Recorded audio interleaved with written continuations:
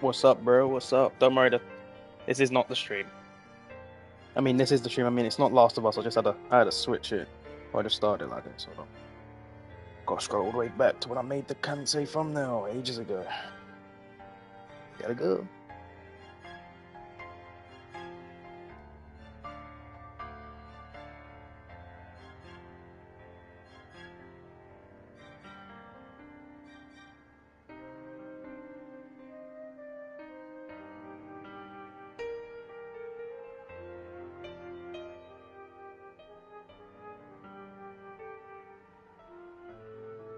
What's happened in here, man? Fuck off, man. What's my computer bugging? Not computer, I mean my laptop.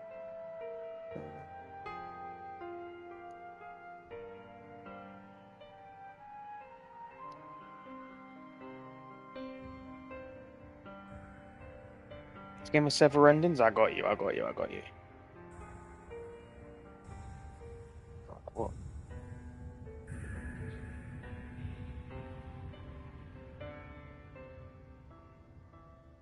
Bro, this game doesn't even have a hashtag.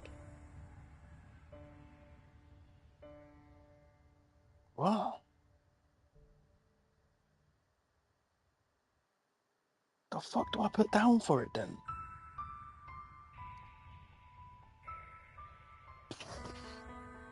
Hold on. Can't say the second turn. Don't worry, it's getting changed in a minute. I just changed it. If you look at it, if you re, oh, what the fuck? I changed it. For fuck's sake. Hold on. First time.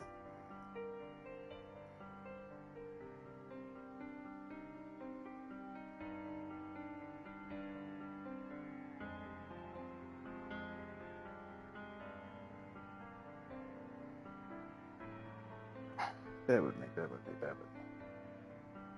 I'm struggling because there's not a hashtag for the game, so it's like, what the fuck do I put then? I've got to look up what type of hashtags can I use. I know visual novels one, but I need to know what other. What the fuck else do I use? Oh. Like I looked up this game, bro. Like this game does not get a lot of views, but let's see what happens. Oh my god, there's no hashtags. Oh shit. Answer the second time. There's nothing. Oh. Fuck.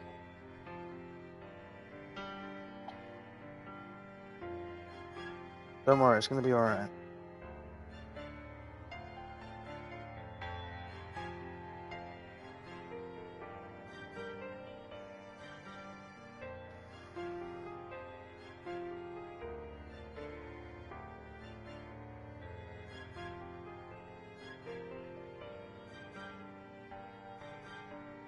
Yeah, I guess I'll just have to make up the hashtags.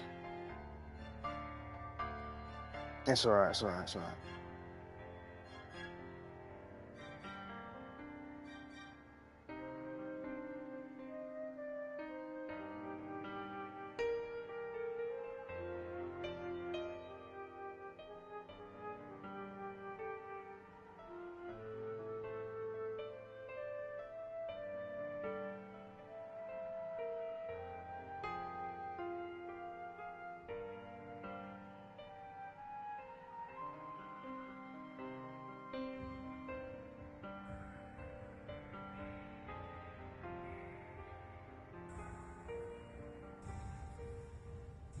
Alright, there we go.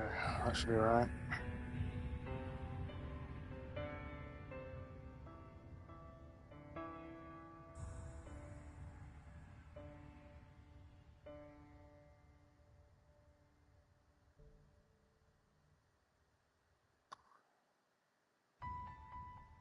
Almost done, don't worry.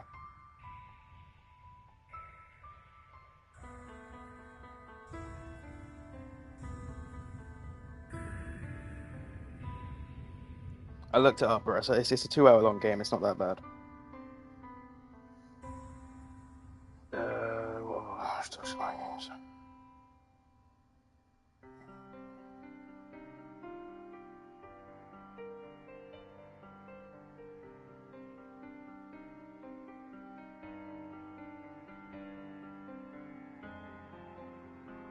Yeah, that's what I'm doing.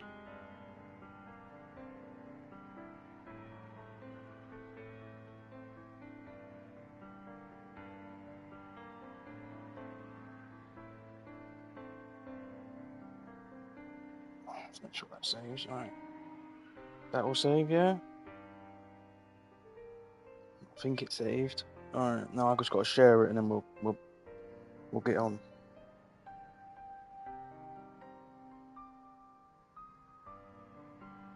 Everyone make sure to like if you're in the stream right now as well.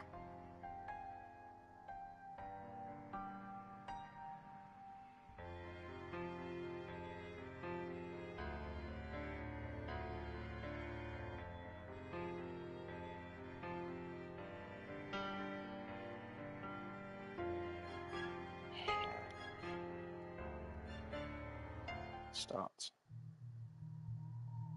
Alright, you ready? Is everybody ready? Let's do this. Alright. This thing is impossible.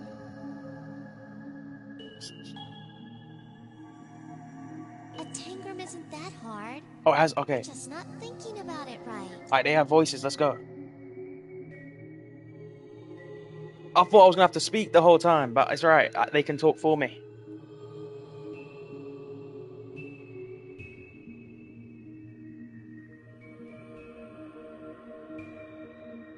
You need to be more flexible.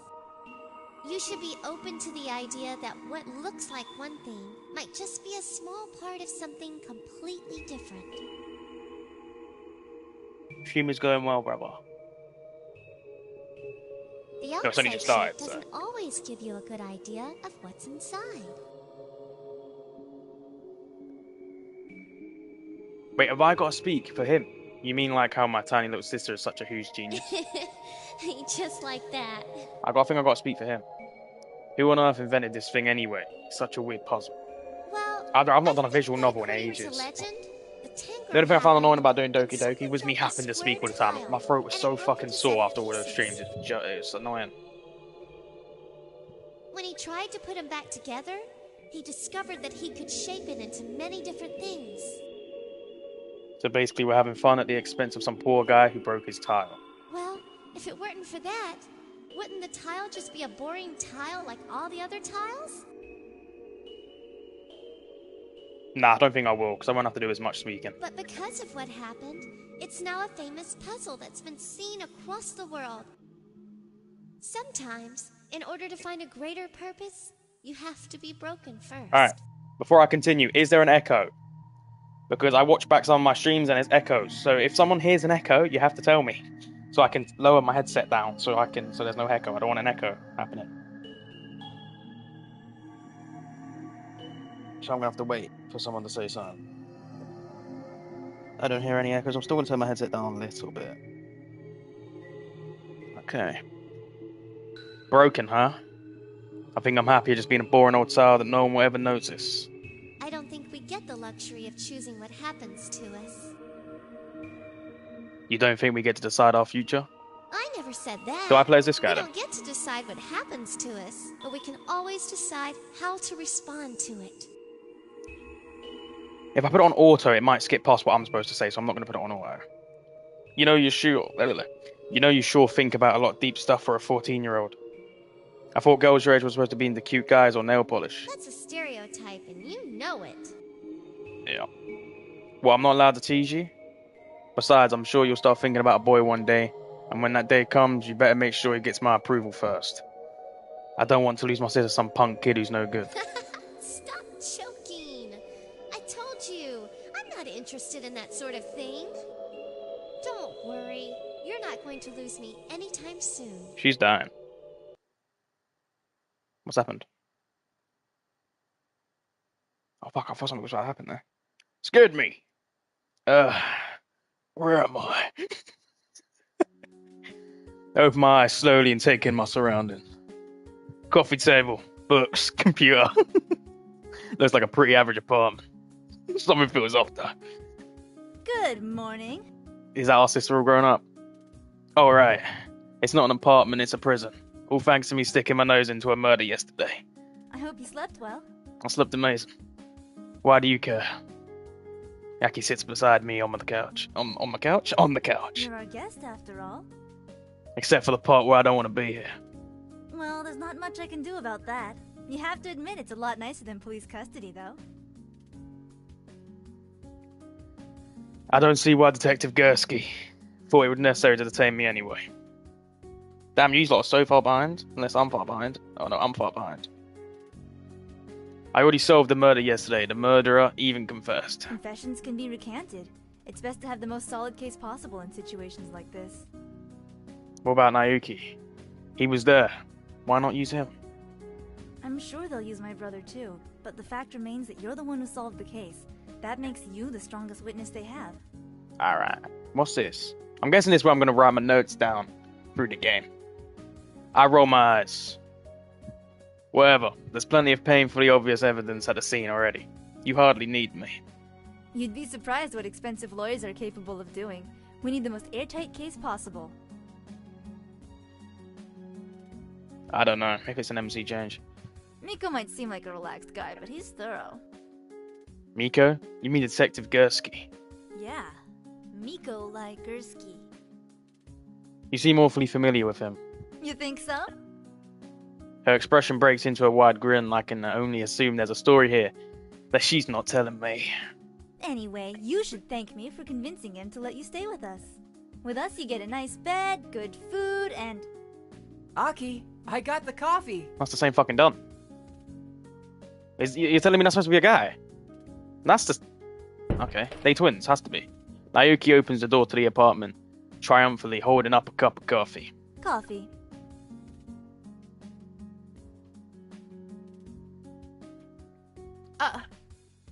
Why are you nervous? Naoki stumbles as he enters, grasping the air in an attempt to catch himself. What the fuck? There's so many people in this apartment right now. A young girl with pale skin and white hair appears from the hallway and reaches out calmly, lifting a cup of coffee from his outstretched hand as he falls forward.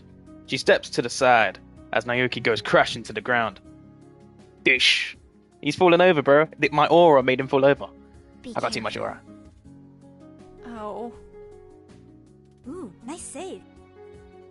The young girl nods and hands a cup of coffee to me before disappearing back into the hallway. Who is that? That's Lee May. Lee May, alright. I saw her yesterday, but she just kinda nodded at me and walked off. Naoki stands and rubs his head ruefully. Oh, fucking how to say that. Is it ruefully or roughly? Fuck knows. That's Lee May for you. She's a quiet child. Quiet child. Quiet? What? Anyway, there's too much going on in her head, so it's a little hard on her to maintain conversations. Wait, she's like a genius kid or something? Naoki and Aki exchange glances. What did I say? Not exactly. It's a little more complicated than that. Why don't we talk about it on the way there? There? Where are we going? To speak with our client, of course. Or Claire? Doesn't take long for us to leave Edgewater. I gaze sleepily out the car window and struggle to sit up straight in my seat. It's still early morning, and the city is only faintly outlined against the pale sky. I take a few sips of my coffee before dozing off completely. Fuck coffee, man. Coffee's disgusting. And what? The cityscape outside the car has transformed into a country scene. I vaguely remember passing the big city, but I'm pretty sure I fell asleep after that. Typical. I gaze at the rolling countryside as it passes by. All I see are clusters of trees with telephone poles dotting the side of the road. Aki's driving is surprisingly sedated. Considering her personality, I expected a lot more road rage. She seems content to chug along, slightly below the speed limit, even though the road is perfectly straight and no other cars are in sight. I feel like we're creeping along at an incredibly slow pace. I guess this is why we had to leave eerily. Early, not eerily. At least I get to sit in the front. Glancing in the back seat, I see Naoki dozing, his head resting on his chest. Lee May is awake, but she's staring blankly out the window. Glad you're awake. Did you enjoy your sleep? I like tea, I don't like coffee though. No, not particularly. The seat feels lumpy, and now my neck hurts. Aki laughs and shakes her head. At least you're honest. Should we have gotten you something stronger than a triple shot? No, it's not your fault. It'll kick in soon enough. I look out the window again, trying to focus on the scenery. It looks like we're far away from the city by now. Any reason we had to leave so early?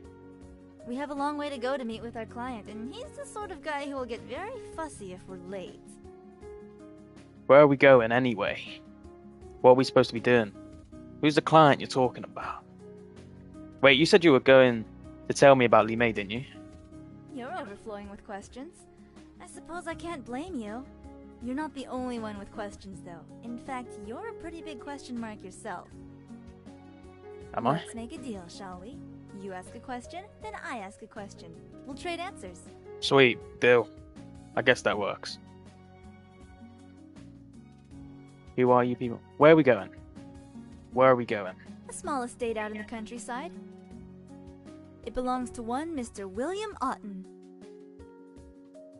Otten? As in Otten Engineering? Got it in one. Nice. So he's the guy who hired you to track Sarah Blackmore because she was stealing information from him. Yep. Well, until she was murdered, that is. I wonder who killed her. Yeah, there is that. We reported to him yesterday about what happened. You mean about how Miss Bergstrom hired Sarah to steal from him? Is it Sarah or Sarah? I'm gonna say Sarah. That, and the fact that Miss Bergstrom claimed a third party was also interested in the information. He didn't sound too happy about that, so he ordered us to come see him today and give a full report in person. Okay, were you writing any shit down? Wow, that's a little demanding. I can't blame him. His entire company's at stake here. Fuck, I need to get a drink in a minute. I hope you don't mind coming with us. Since you were there yesterday, I don't it get seems only the natural to bring difference you along. between talking when I'm normally doing it and when I'm reading. For some reason, it just affects my throat differently. So in a minute, I'm gonna have to go get a drink in a minute, but not yet. When we get to that next scene. Yeah, I get it. I'm sure the real reason she's taking me along is because she promised Detective Gertzky that she'd keep an eye on me. But I guess I don't mind talking to this Otten guy. It's not like I had any plans for today anyway. And it might be interesting to see the house of a millionaire. Why does Mr. Otten live so far out of the way anyway? Considering that his company's in the middle of Edgewater, wouldn't it make more sense not to live a gazillion miles from the place? Who knows? Word is that he really hates the city. His assistant said that he rarely leaves his house, conducting most meetings via satellite. Weird. His entire company is built on cutting-edge technology, but he doesn't want to live around a couple stoplights? Aki shrugs. Rich people are eccentric. Comes with a job description, I think. Sounds more like a paranoia to me. Sounds more like paranoia to me. Maybe it is. Okay, my turn. You exaggerate your voices. I would do that. Maybe I'll do it in some scenes. I don't know. I won't do it the whole time, but maybe I'll do it on some scenes. What's your name? I was hoping you wouldn't ask that. You do realize how suspicious it makes you look when you hide it, right? It's complicated. Things are only as complicated as you want them to be, but I respect your privacy. I appreciate it. The girl who can insert thoughts into my head whenever she wants respects my privacy. Ironic. We're going to have to call you something, though. Is Kansei okay? Kangai? Or Kongai? Roughly translated, it means strong emotions. It's sort of a play on Kansei. Oh, I get it, Kansei. That's our name, actually, isn't it? Is that supposed to mean something to We me? call the ability to feel other people's emotions Kansei. It's like a super sensitivity. Since you have a type of Kansei, we can call you Kangai. Guy. Get it? Yeah, I'll get it. Yes, but it's stupid. I never claimed to be good at picking names. Yeah. Try to think of something else, please. I'll see what I can do. How about just let me pick my name? I lean back in my seat and adjust myself, attempting to get more comfortable. Is there any reason your car is so tiny? Is that your next question? No, I'm just saying that there's not much space here. Li Mei never complained about it. That's because she's fucking tiny. Yeah, well, Li Mei is tiny. Oh yeah. What's the deal with her anyway? Now that's definitely a new question. Right. Who are you people? Anyway. You work for high profile corporations like Otten Engineering. The police seem to trust you almost unconditionally. But you look just like a bunch of kids. Aki bursts out laughing. You're a kid too, aren't you? What's so funny, Kay?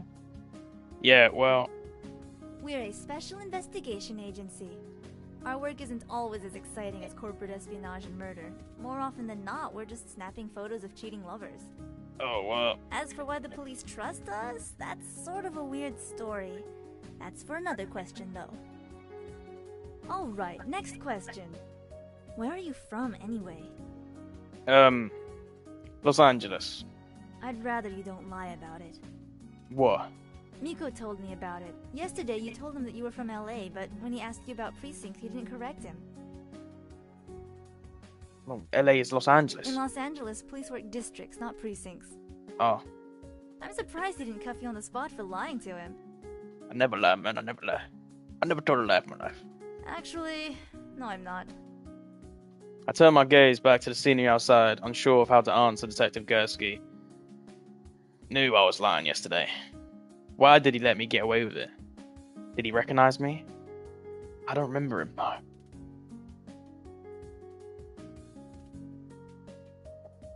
I've been living in Los Angeles for the past 3 years, isn't that good enough? And before that?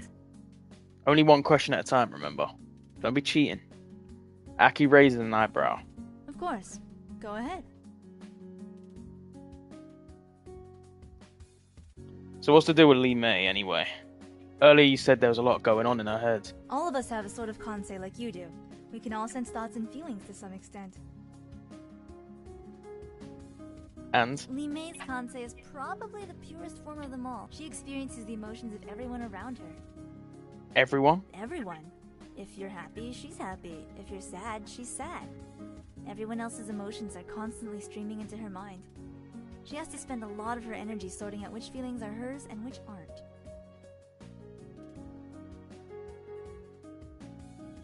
I turn to look at Lee May. Her eyes are open and her body is unmoving as she stares straight out the car window. Her mind must be a mess. I wonder if she can feel my pity for her. Can she even tell that it's me, or is it all mixed up inside of her? Oh man, should I even be feeling this way? If she can sense it, it's probably really demeaning to her that I'm feeling bad for her. I don't want her to think that I think her as a poor little kid or something. I desperately try to conjure up another emotion to squelch my current mood, but my mind is completely blank. For a brief moment, Lee May glances at me from the corner of her eye. She nods slowly, almost almost imperceptibly. Almost imperceptibly. What the fuck is that word? Imperceptibly. Fuck it. But I think she's trying to tell me she's okay. My turn now. Ask me. Aki grins. Where did you live before Los Angeles? In a bin.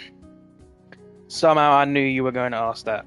Oh, am I really that predictable? Yeah, you literally asked me before you even got to this question. You wanted to know. Not going to answer. Edgewater. What? I used to live here. In Edgewater. Here. Well, yeah, that's what I just said, mate. Aki sounds surprised. 3 years. I suppose that makes sense. We've only been here for 2 years. She glances at me out the corner of her eye. I'm sure she wants to ask more, but for once she doesn't press the issue. Well, I guess that was my question. Your turn. Fuck me, yawn. What did you have to do to get the police to trust you? We stopped the assassination of a visiting dignitary. Oh, okay. You what? Everyone makes a big deal about it, but it was sort of a fluke. Naoki was trailing a businessman and secretary who were putting in extra hours at an expensive hotel. And? He saw the assassin, thought it was suspicious, and called me in. We intercepted the assassin, saved the day, and apparently that makes us trustworthy heroes. Seriously? Seriously. You'll forgive me if I find that hard to believe. A story like that is ridiculous.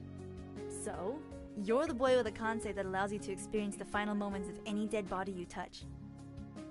That's kind of sick. You should be used to the ridiculous by now. I guess she has a point there. Still doesn't sound like a real story, though. You missed it. Alright. Oh, fuck. I don't like the little girl. She's creepy as hell. I jump a little as Lee May speaks up from the back seat. She's been silent for so long, I almost forgot she was there. We literally looked back at her like 2 seconds ago. We're back. Lee May is pointing at a small side road that we just passed. Oops! Aki gives the steering wheel a tight spin and the car's tires screech as the car spins in the road. What? Ow! Naoki jerks away because his head bumps against the window he was using for a headrest. Sorry, missed a turn. I bet Lee May's the killer. He rubs his head slowly. Yeah, I noticed. I guess we're almost there? Yep, just a few minutes now. Anyway, what were we talking about? Right, Mr. Otten. He's one of those self-made men you hear about all the time, built Otten Engineering himself from the ground up. But he's also ridiculously secretive. No interviews, hardly any TV appearances. His assistant, Sophia Millerson, does most of that. The car slows to a stop as we as we approach Mr. Ortein's house. I squint out the window to get a better look at it. It looks like a very expensive, very pretty box. Kinda small for a rich guy though. This is it? This is it. But it looks like someone just glued some fancy doors and windows onto a huge box. Yeah, it kinda does. I guess... Oh fuck, I skipped it, sorry! Yeah, it kinda does. I guess since he always stays inside, he doesn't care what it looks like on the outside. Aki kicks open the car door and leaps out. The front doors of the house swing open silently, and a strict-looking woman approaches us. Now let me go get a drink first, and then we'll continue.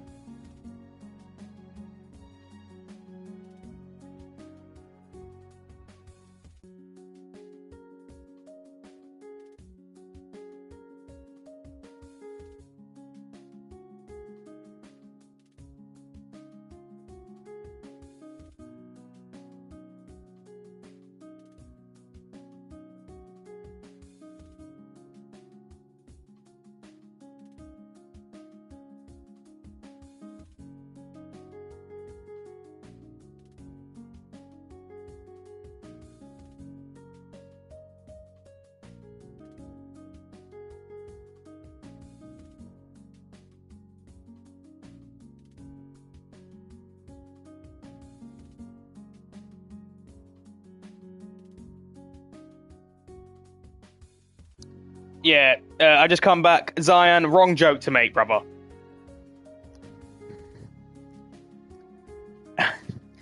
Modern houses look like a game of Tetris.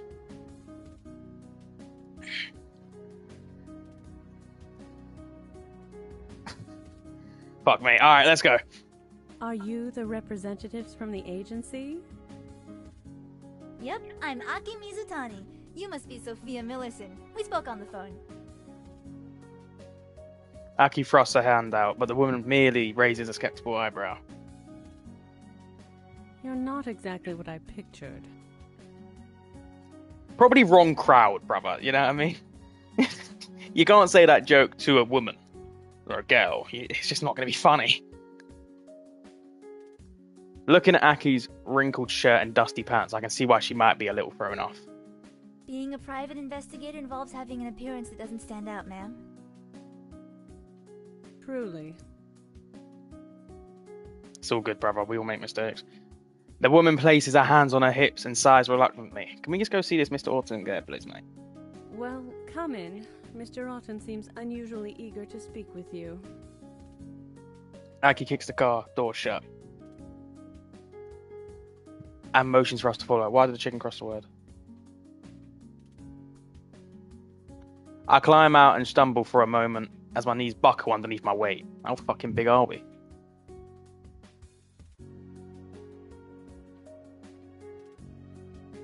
Ah, my legs are cramped from sitting in that car for so long. Sophia watches me impassively. Impassively? She doesn't look impressed. Naoki comes stumbling out the car after me, and we both do our best not to look like a pair of goldfish who's been dumped. unseamlessly out of a car bowl. Out of our bowl. Are these your associates? If she was unimpressed before, she's plain worried now. I can't say I blame her. They are.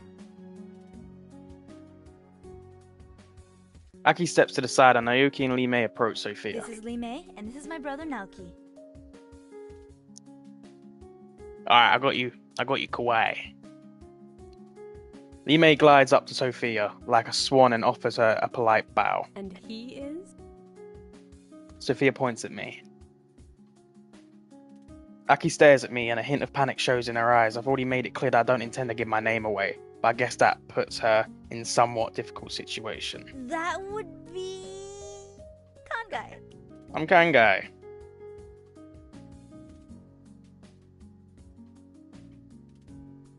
What? Kansei, she's really going to stick with that weird name.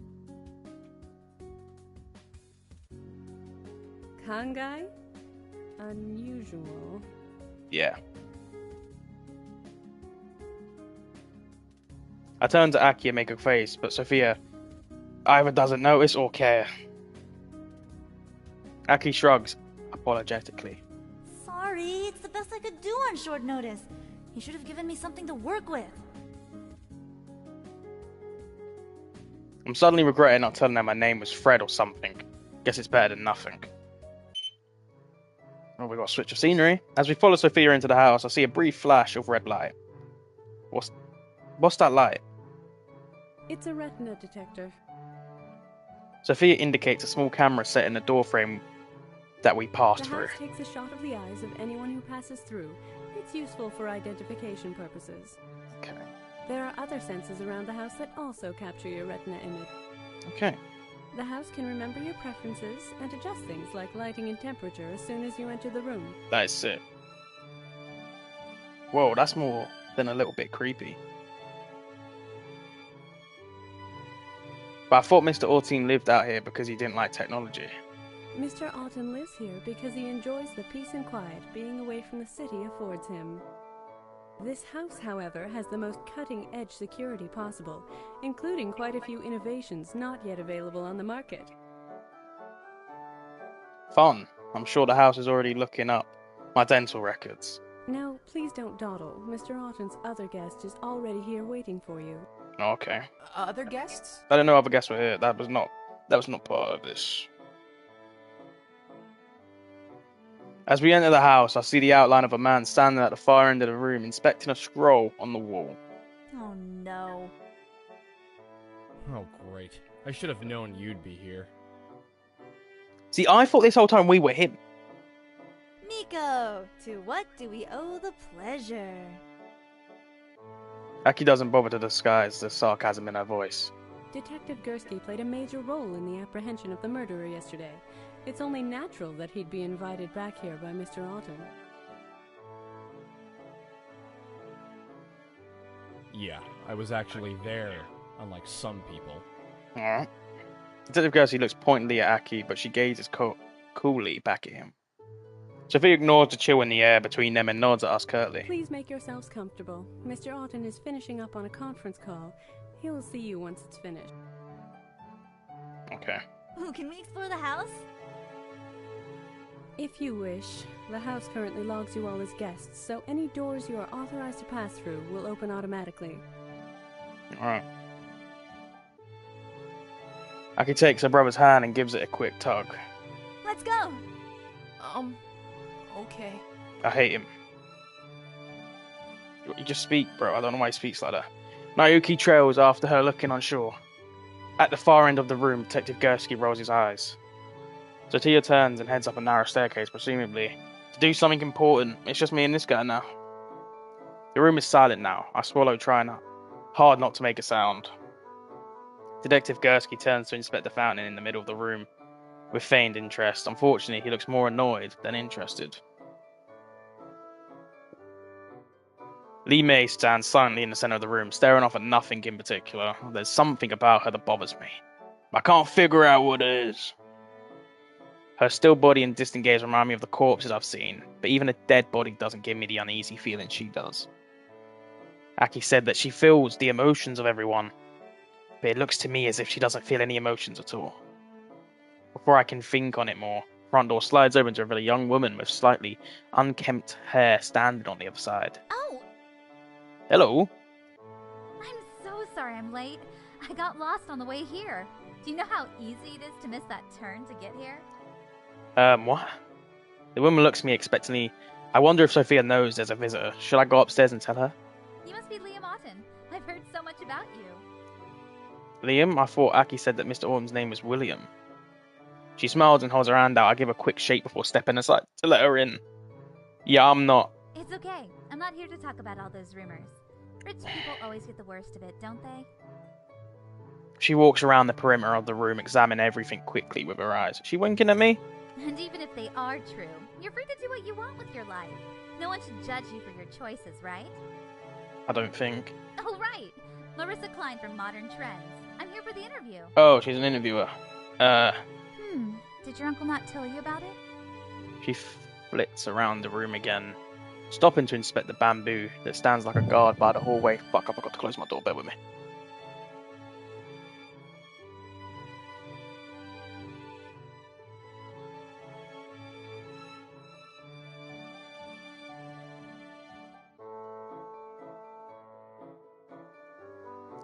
Pretty! Is it real? I honestly have no idea. She looks up and notices Detective Gursky for the first time. Oh, hello. She rushes up to him and holds out her hand. Marissa Klein. Yes, I heard. Marissa nibbles on the edge of her fingernail coyly. Oh, good. So we can skip the formalities and just chat? Is she flirting with him? I'm not sure. I want to watch this. I don't know if I want to watch it, mate. I'm afraid I'm only here for business, ma'am. She gives him a gentle push. Oh, don't call me that. It makes me feel so old. Or are you supposed to be all formal with me because you work here? I don't work here. Marissa's eyes grow wide.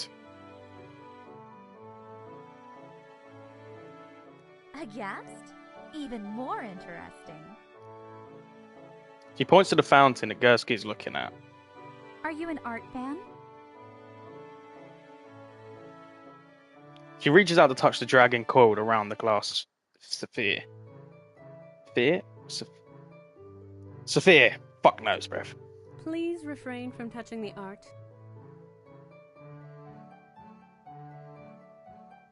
Marissa freezes as Sophia appears at the bottom of the Miss staircase. Klein, I presume? Yep. Sorry, I'm... You're 2 hours late. Mr. Otten has other business to attend to now. Hang on!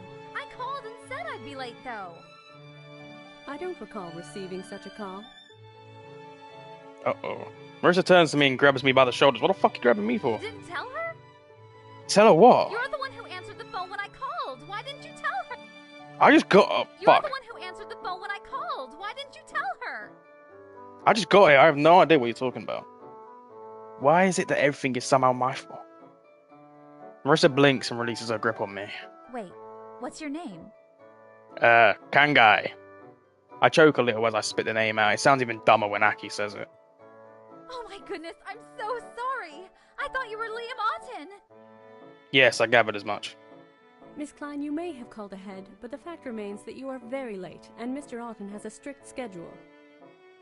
Wait, this is my first major interview. Is there any way I can squeeze it in today?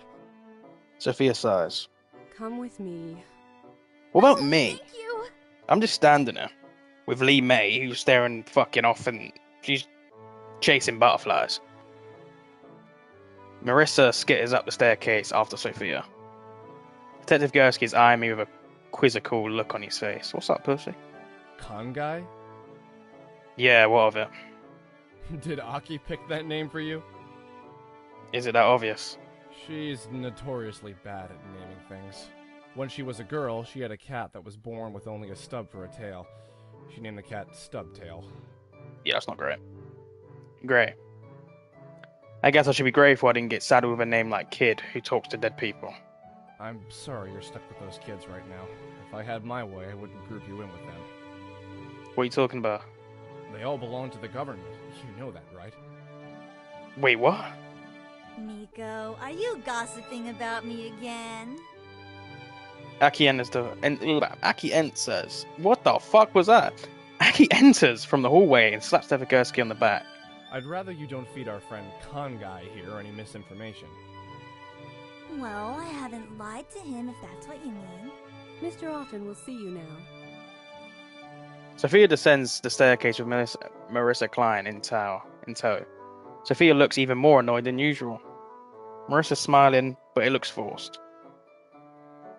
Did you get your interview? Of course. It'll be a winner, so be sure to look out for it. She points her pen at me and jerks it back like a gun. Bang! Yeah, I don't know why she's doing that. Somehow I doubt her article will win very much. Hey, Sophie, you don't mind if I have a look around, interview the staff, and other nonsense, right? It seems to be taking all of Mrs. Millicent's strength not to strangle Marissa. Please make it quick. Righto. Marissa salutes and heads off down the hallway. Shall we get going? Yes, please. Sophia waits patiently for us to follow her. The five of us file up the stairs and follow her down the hallway to a glass door. Sophia knocks on it twice. Mr. Otten, the investigators you requested are here. A small burst of static pops from a speaker on the wall as Mr. Orteen's voice emanates from the tiny box. Good. A camera descends from the ceiling and pans slowly across us before coming to a stop in front of me. The lens adjusts and focuses on me. Suddenly, another burst of static. No, go away. What? Get out. Get him out. Me? What the fuck I do, bro? Everyone turns around to stare at me. What did you do? I didn't do anything. Stop blaming me for everything bad. For everything bad that happens. Miss Orteen's voice crackles over the speaker Sophia, again. get rid of him. I'll take care of it right away, sir. Sophia turns towards Please me. follow me this way, Kansei. But I didn't do anything. Please follow me this way, Kansei. Sophia repeats her request, but her voice sounds much more tense. Fine.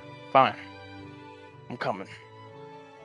I follow Sophia down the winding staircase. I apologize for Mr. Otten's sudden outburst. He's prone to unnatural mood swings based on unidentified provocation.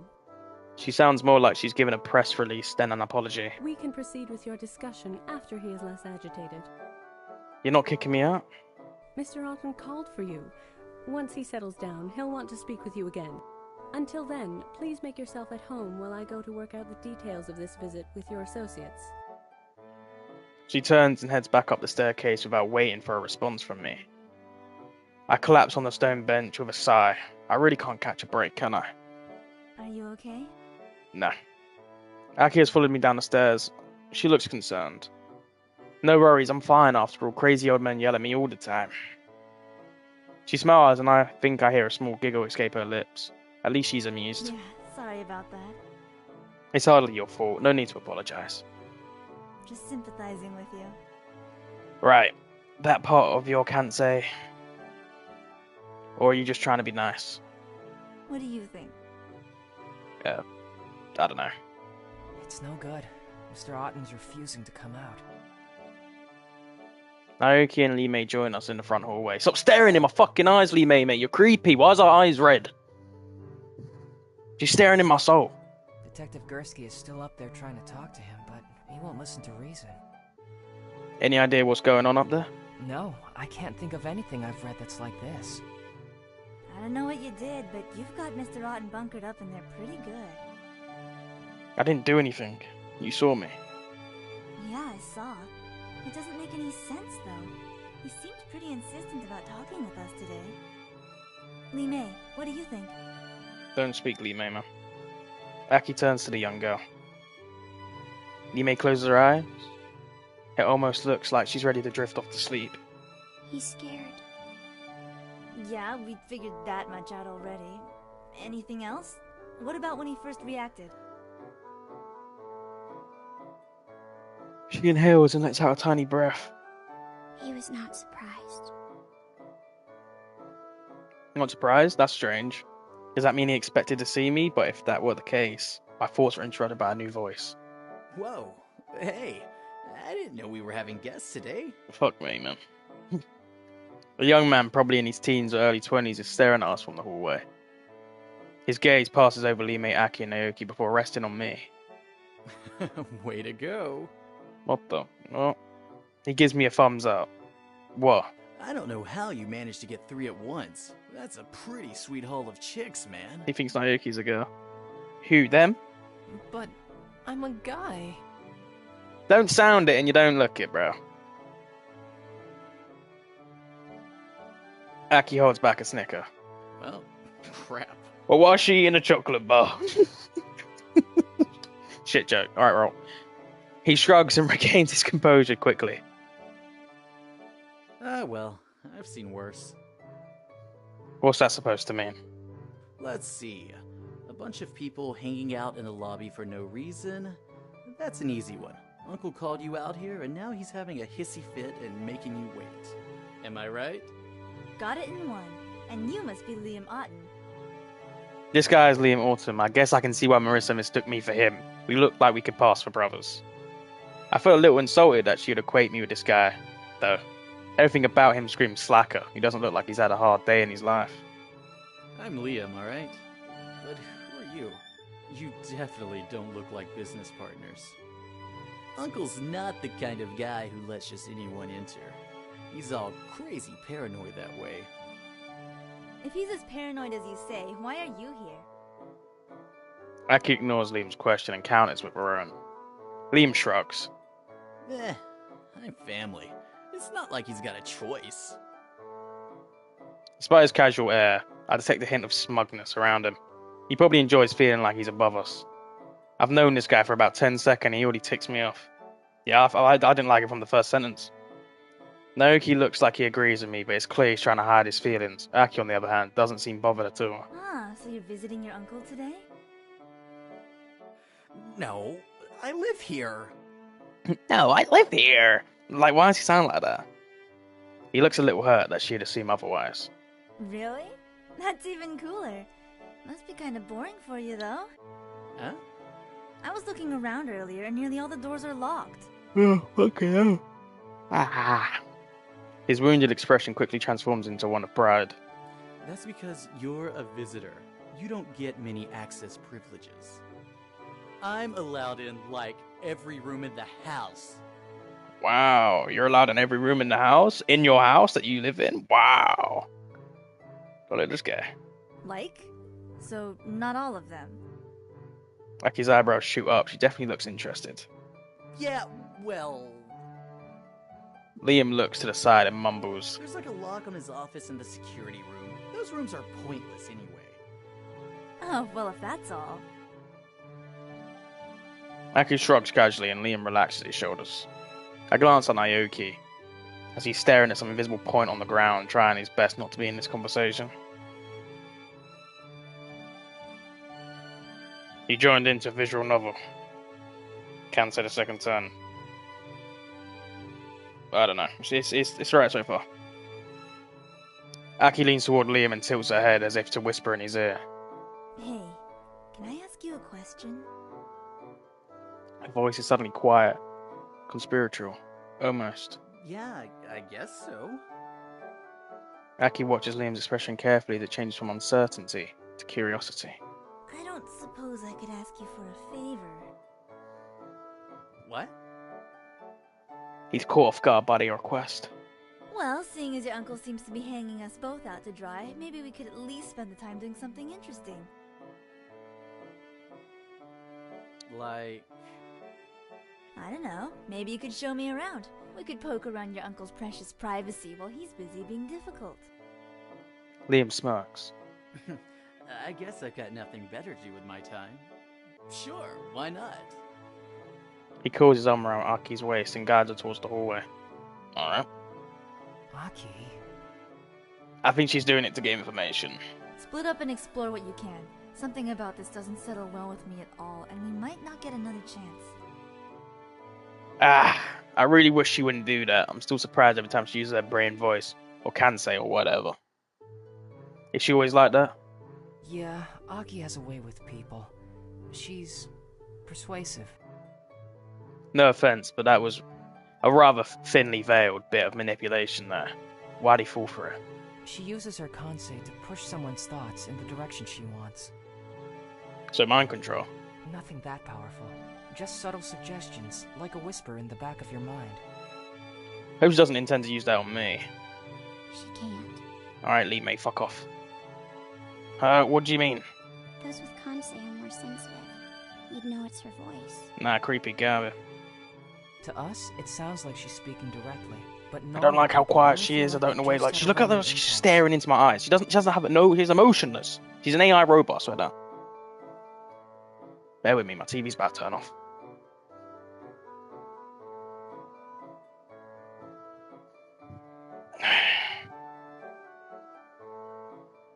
Naoki gazes at the floor and kicks aside some imaginary dust with the side of his foot. What? Nothing. We should probably get going. I'd rather not split up if we don't have to. I don't do well exploring new places. You're not even leaving the house. How bad could it be? Well, I got stuck in an elevator once because I couldn't figure out how to get it to go to another floor. That's because you're dumb, mate. It's true. That's the first time she's had a different expression on her face. Lee May nods her head in confirmation. I don't even want to think about how he managed to accomplish that. Then let's all go together. Is it really okay? Sure, why not? As long as we learn something, I'm sure Aki won't care. Is that okay with you, Lee May? It's fine. Okay. The three of us walk down the hallway together. Naoki hangs behind Lee May and I. He seems uncertain. I thought we were all going together, or are you not coming? I'm coming. Naoki hurries to catch up to us. There's nothing there, nothing to be afraid of, man. That's easy for you to say. I'm not like you. The expression changes in Lee May's eyes briefly, as if she's just recalled something that she had to hope to forget. So you're nervous, no big deal. Yeah, no big deal. The hallway stretches out with doors on either side. Behind the glass door at the end, the staircase leads downwards to parts unknown. So where do you two want to start? Maybe we should start at the end of the hall and work back? What's up, Kawaii? Anything but the stairs. Let's take the stairs. Naoki and Lee May speak at the same time before they both fall silent. Naoki looks nervous. As usual. Lee May looks moody for some reason. They seem to be expecting me to make a decision. Admittedly, the stairs aren't the most inviting thing about this place, but just because they're out of the way doesn't mean that they're there, that they are that scary. I have about 2 minutes before I need to lock into her. So? Where should we go? Didn't I just ask them that? Why am I the one that has to decide now?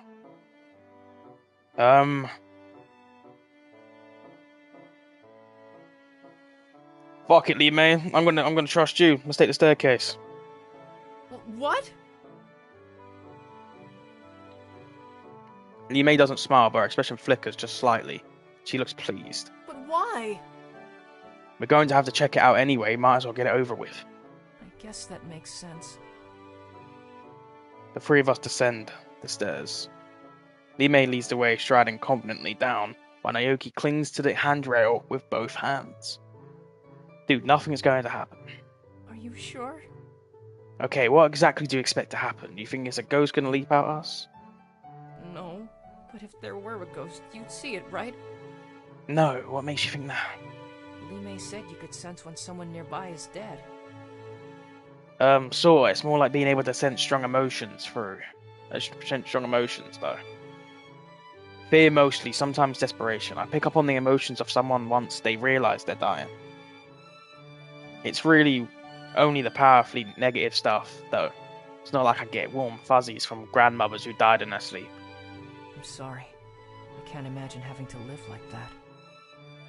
Well, I can't imagine not living like this. It feels like most of my life has been a... dead end. What?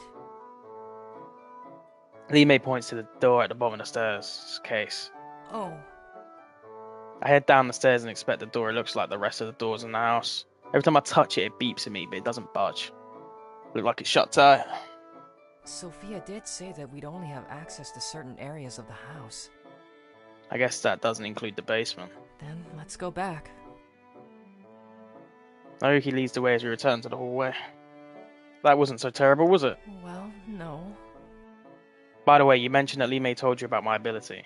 She's the one who noticed you first. When you used your Kansei yesterday, she felt it. The emotions of the deceased were amplified in you. Okay. Yeah, fucking hell. I see. Seems like nothing escapes this girl. Well, should we keep exploring the house? Yeah, let's get. What the fuck's that? Whoa, are you okay? I don't feel so good. It's happening. What's going on? I feel my stomach churning. Lee Mei looks ill too. Please don't. Scared. He's scared. Who? Kansei? I clutch my stomach, everything feels so light. It's Mr. Orton. I race down the hallway, still clutching at my stomach. Mr. Orton! I stumble up the staircase, barely stopping for breath as I head towards Mr. Orton's office. Aoki chases after me, stopping short at the top of the stairs. Something's wrong with Mr. Orton. I rush to the door and pound on it frantically. Mr. Orton! Mr. Orton! Gursky grabs me by the shoulders and pulls me away from the door. Let me in, there's something wrong. Whoa, kid, calm down. I feel like I'm about to throw up, but I doubt Detective Gursky would appreciate that. He's not okay. Gursky stares at me for a moment. He looks torn. I can tell he's not exactly ready to trust me yet, but I think he also feels like something is wrong. Finally, he turns to Sophia. Mr. Rotten has been unusually quiet for a while. Are you sure everything is okay? Is there any way we can force ourselves in?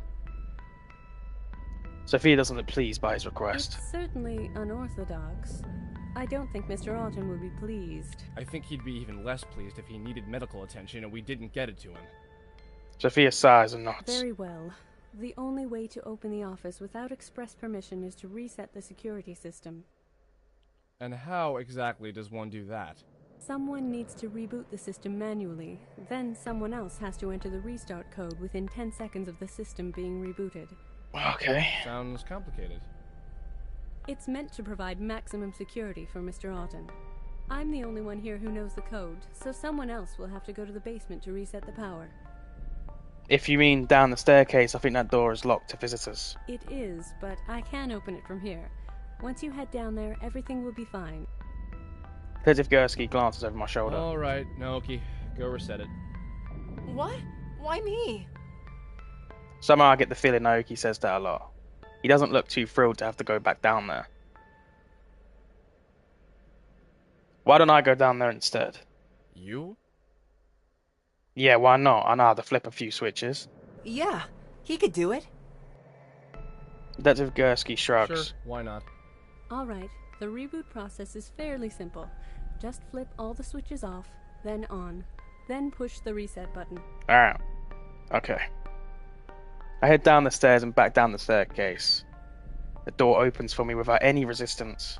The basement is piled up high with wooden crates and dusty boxes. I wonder what Mr. Norton keeps in here. The switch box is on the far wall. I pry the cover open, and it opens with a rusty screw. The inside is just as Sophia described. I quickly flip the switches according to her instructions, and the lights switch off, leaving nothing but the eerie glow of the emergency lights. I hit the reset button, and after a few seconds, I hear a quiet hum. The lights switch back on, and I race back to the main hallway. Detective Gursky stops me as soon as I reach the top of the stairs. Sorry, kid. There's nothing you can do now. What do you mean? Detective Gursky glances at the office door as Sophia exits. She looks pretty shaken. Naoki is at her side supporting her. You were right about Mr. Rotten. He's dead. What? He killed himself? What? What happened? He was already dead when we got there. Sophia tried to revive him, but...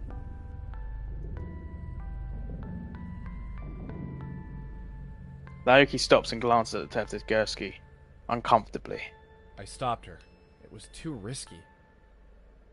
What do you mean? It's not important. Detective Gursky approaches Sophia and places a hand on her shoulder. Sophia, I know you're upset, but we need to contact the police. My phone isn't getting any signal. All signal is blocked off in this place. Mr. Otten's orders, of course. Is there a landline I can use then? In there. Sophia lets go of Naoki and numbly points at the study door. I'll show you. As the two of them leave, Lee May approaches us. Any sign of her distress from before has disappeared. Her expression is placid. He's gone. She seems a bit pleased that he's gone. Yeah, Naoki, what happened in there? Well... Naoki shifts back and forth as if he's not sure he should be saying anything. Migala checked his pulse, but he was already dead. You said Sophia tried to revive him. Yeah, she was going to use CPR, but Detective Gursky stopped her. He said that Mr. Otten looked like he had been poisoned, and she might get poisoned herself if she tried mouth to mouth. Okay, well where is the son, oh no, the nephew and Aki at? Because they disappeared and then suddenly Gursky dies. So where are they at? Naoki sighs, he looks pretty shaken himself. We should tell Aki what happened. But we don't know where she is. She's coming. Okay, Lee May, stop with the creepy shit. Lee May turns towards the staircase just as Aki reaches the top. Hey, what happened? The lights went out for a moment. Mr. Orton died. Died? How? Poisoning, it seems. Did you read his last moments? I'm afraid not. Gursky won't let me in there. What about you? Did you see it? Aki turns to Naoki and he nods. I got it. Good. Then we'll take a look at it later. Detective Gursky exits the study with Sophia. She appears to have calmed down, but her body still trembles every time she breathes in. The police are on their way. It's a bit of a drive for them, so we'll have to sit tight until then. I suggest we all wait downstairs. As I don't have any jurisdiction here, it's only a suggestion. He looks directly at me. But it's the best option if you want to stay unnoticed. He turns and leads Sophia down the staircase, helping her with one step at a time. Aki frowns as they leave. Always the gentleman. Huh? Nothing. Anyway, we should probably follow his suggestion and head downstairs. We wouldn't want to get into any more trouble than we already are. What do you mean by that? Since when were we in trouble? It's not you. Aki shoots a glance at at him, and the expression of his face masks it's obvious she just told him something. I suddenly remember something that was bothering me earlier. You know Detective Gursky told me that you guys belong to the government. What does that mean? It means that Miko shouldn't talk so much. She heads down the stairs before I can ask anything else. Naoki follows meekly, but Lee May stays with me. What's up? Do you truly want to know? About you guys? Well, I think I deserve an explanation. But do you want one? Well, yeah, I guess so. We're on parole for crimes past. What the fuck? Gursky is our parole officer. What? Lee May nods once, looking satisfied with her succinct explanation. She turns and heads down the stairs without another word. Parole? They're all convicts? Wait, even Naoki? Aki I could understand, but Naoki? And what about Lee May? What does she do? I'm really starting to worry about the sort of people I've fallen in here with. Well, Lee May looks like she killed a family, bro. She's like creepy as hell. She could be like a horror character in a horror movie. Mr. Orton was scared to see me, but he wasn't surprised. Does he know me? Okay, that'll be interesting to figure out. Slowly I descend the stairs, measuring one step after another. Maybe I really shouldn't have asked. When I get to the bottom, Detective Gursky glances at me with mild amusement. Glad you could make it. Did you take a wrong turn somewhere? No, I was just enjoying the house. I don't know. You okay? I'm fine. I look around the room, hoping to change the subject. Where did everyone go? Miss Millerson wasn't feeling well, so Naoki offered to make some tea for her. They both went to the kitchen. Aki said she had to use the restroom, although I suspect she just wants to look around. And I'm never entirely sure what Lee May is doing. Where's the nephew? The house is in lockdown right now, so it won't let any of us leave until Sophia unlocks it. I guess you can roam around or do whatever you feel like. Okay.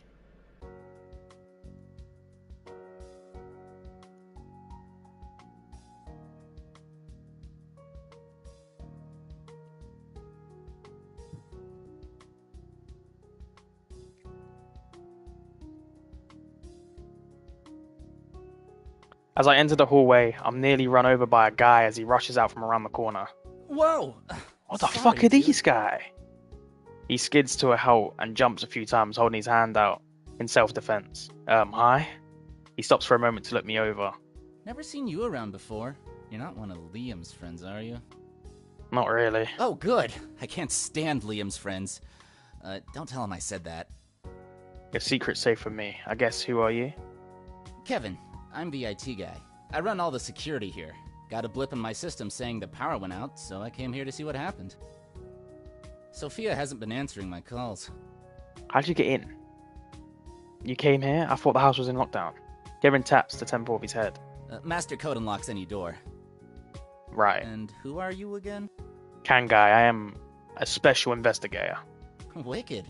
So Big Will is finally gonna bring down the hammer on Liam in his little nightlife. Big Will? Does he mean William Orton? Actually, Mr. Orton just passed away. Kevin stares at me blankly for a moment, but his expression slowly changes as he processes my statement. Passed away? As in, dead? Well, I think that's what passed away means, mate. I'm not entirely sure that there's another way to interpret that. Whoa. Kevin runs his fingers through his hair and laughs nervously. Sorry, man, this is just... Wow, I can't believe it. It's kinda unreal, you know? I just saw him yesterday and he looked fine. Well, as fine as a guy his age can look. You hate him, bro.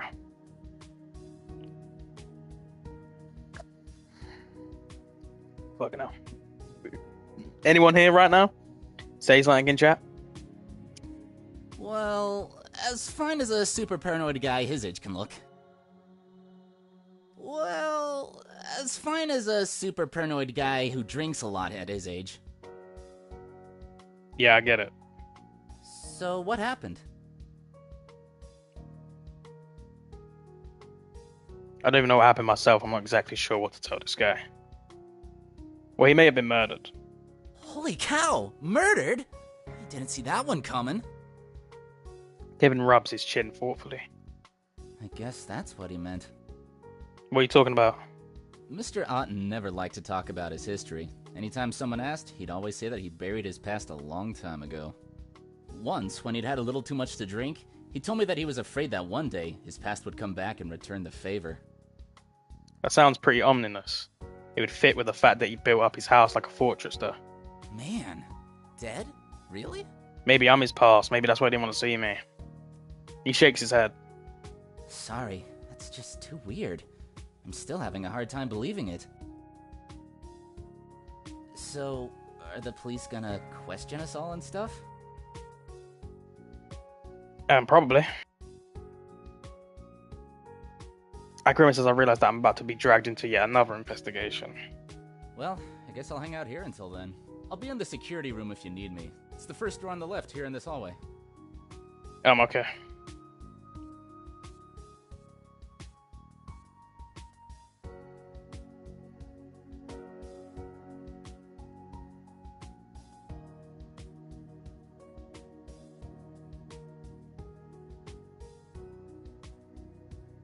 The atmosphere in the kitchen is tense. The sound of my footsteps sound unusually loud on the tile floor.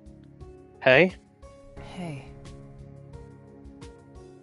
Naoki welcomes me with a half-hearted smile. Sophia is standing at the other end of the kitchen, sipping slowly on a cup of tea. Her eyes don't waver from the small cup in her hands.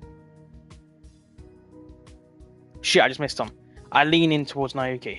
Is she okay? She's feeling better. Still a little shaken up, though. She was crying pretty hard when we found Mr. Otten's body.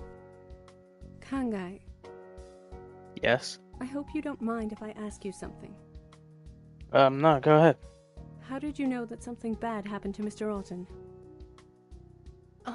That's... Naoki, please. I was asking Kansei. Sorry. So, how did you know? Oh boy, what should I say? If I tell the truth, she might think I'm crazy, but I really don't want to lie to her. I guess you could say I have a sort of sixth sense. A sixth sense? As in psychic? I guess you could call it that. Can you give me details on how it works? Whoa, she actually sounds like she might believe me. I can't really say. I just feel things. I get sick sometimes, and then I know something bad has happened. Naoki is staring hard at me as if I should keep quiet. I guess just talking about my Kansei is a bad idea. Still, I feel as if she deserves at least a partial truth. I see. I suppose it's different then. Different from what? Many years ago, Mr. Alton experimented with extending the mental capacities of human beings. It's not like what you described, though.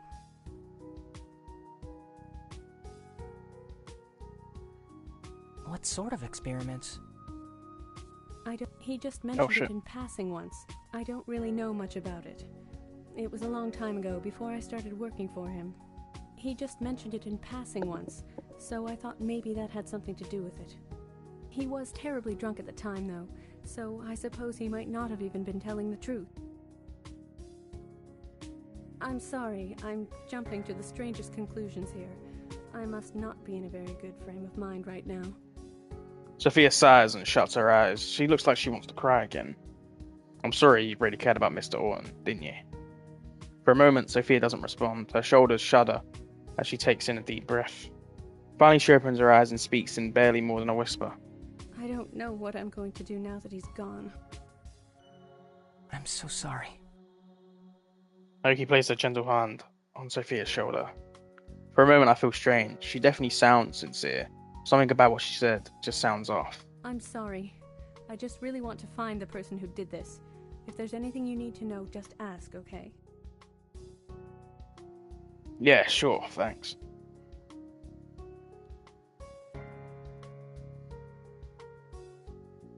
I'll come back later. Of course.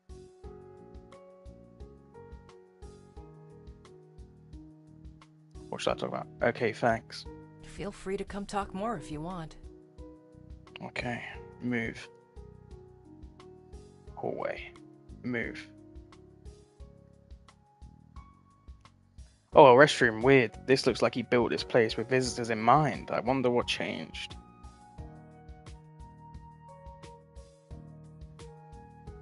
Back into the hallway I go. Move. That's the kitchen. Wow. Guess I found where he keeps all these witch person stuff.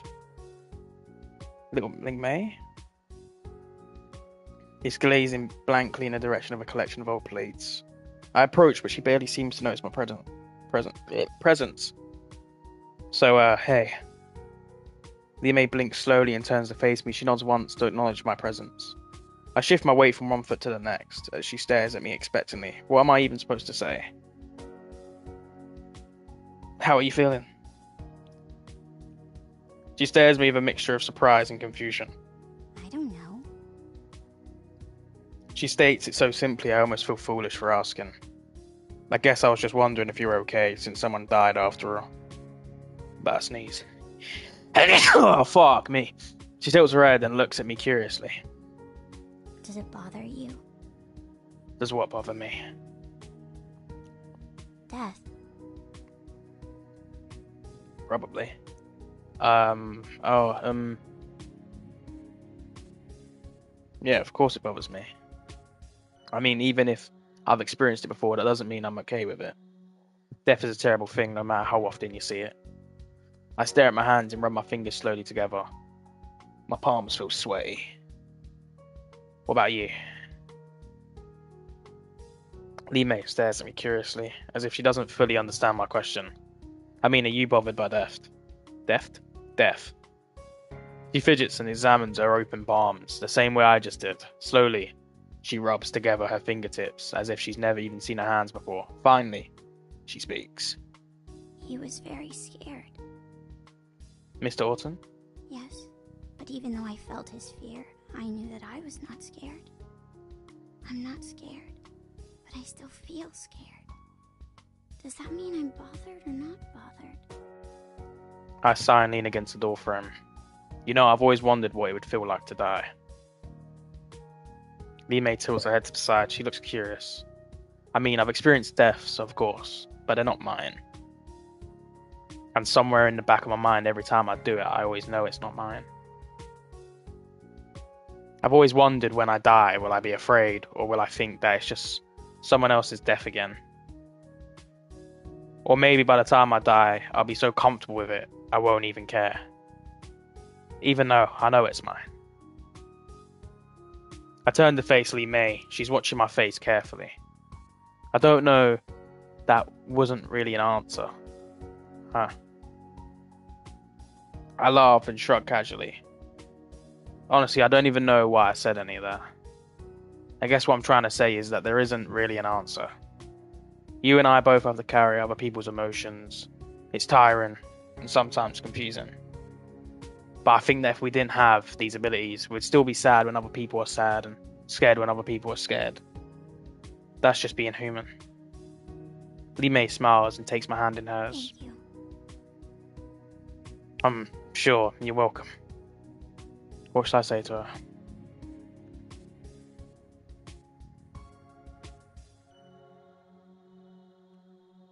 What is everybody feeling right now?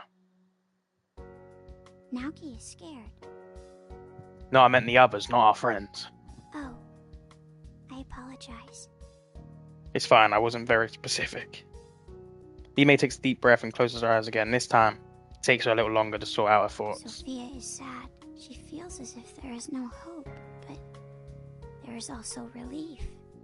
Relief? Again, I feel uneasy about Sophia. Earlier when I asked if she cared about Mr. Orange, she didn't actually answer me. All she said was that she didn't know what she'd do now that he's gone. It seems like she was avoiding the question. Marissa is scared and disappointed. There's so much emotion inside of her. It's all flowing at the same time. She wants to be happy, but she also feels very guilty. Did Marissa poison him before she left? Humans are very complicated. I know. Lee Mei nods earnestly, as if she struck a new idea. I nod in return. Kevin is uncertain. I can sort my head out better than me. Be feeling.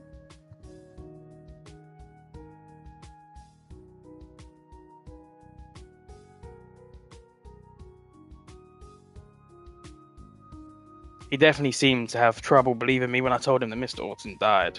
Denial, I guess. And Liam... I can't.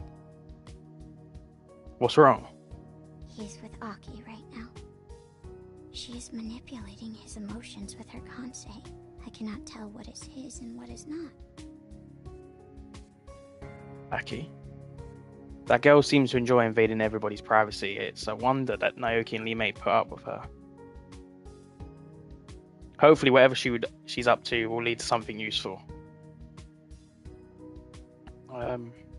What did you do before you lived with Aki and Naoki? I'm not allowed to speak about that. Is there anything you are allowed to speak about? Lee Mei closes her eyes and takes a small breath. Her lips move slowly as if she's poring over the list of things she's allowed to share. Finally, she opens her eyes and smiles with a satisfied look on her face. Authorized to share anything that might aid your investigation. Whoa, what's with the phrasing? She sounds so formal all of a sudden. What should I say to her?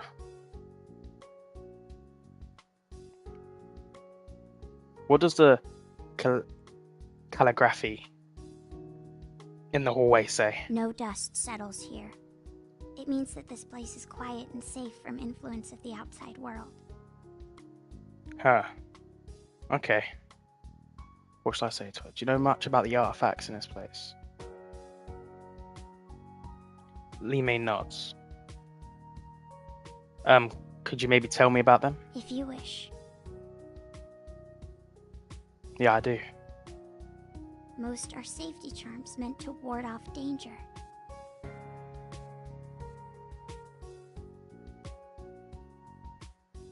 I turn to a large tapestry on the wall. What about this? What are these animals? They are the 4 legendary creatures: tortoise, dragon, phoenix, and tiger.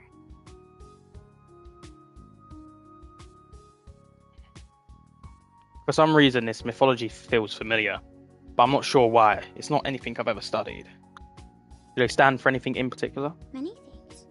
Seasons, directions on the compass, sometimes schools of thought. Welcome back, Kawaii. I'm glad to have you back. Everyone left, man. I've been speaking to myself the whole time. So, it's all good. I'm just happy to have someone back. What do you want about the characters? If you want about the characters, we're all split up in the house because Mr. Orton, who we just visited, died. And we're kind of getting information out of everyone to see what everyone's feeling. And I think we're going to narrow down who's the killer. Overall, they represent balance. Lee May's alright now. I've spoke to Lee May a bit more. She's okay. It's weird. They feel kind of familiar. Especially the tiger. The tiger and the dragon are mortal enemies. Lee May reaches out as if to touch the tapestry. But she hesitates and draws her hand The back. dragon represents cunning and intelligence. And the tiger represents raw power and strength. Dragon and tiger, mind and body. They fight each other constantly, but neither can win. Who do you think it is? The reporter lady. Because she saw him. She leaves him. Suddenly he dies due to poison. Potentially. I didn't get to see the murder. I don't know what he looks like. I was downstairs flipping switches in the basement. My stomach tightens up as I look at the tapestry hanging on the wall. An endless fight where neither can win. Lee May watches me carefully. She's trying to decipher my emotions. But I don't even fully understand what I'm feeling. Hold on, I need to get you up to date so you kind of know what's happened. So Mr. Orton died. He didn't want to see me. When he saw me on the camera, he crashed out and told me to go away. I had to go away. I've now found out that Lee May, Naoki, and Aki are all convicts. And Detective Gursky, the detective here, is their parole officer. Sophia, the person who's like guided us around the house, doesn't look that sad that he's gone. We just met Kevin, who's the security room guy. Liam, not seen him again because Aki keeps going to him and like playing with his emotions. That's all that's happened. That's all you've missed. So we can keep going now. Lee May watches me carefully. She's trying to decipher my emotions, but I don't even fully understand what I'm feeling. This is like Clue. What bothers you? Yeah. I'm not sure.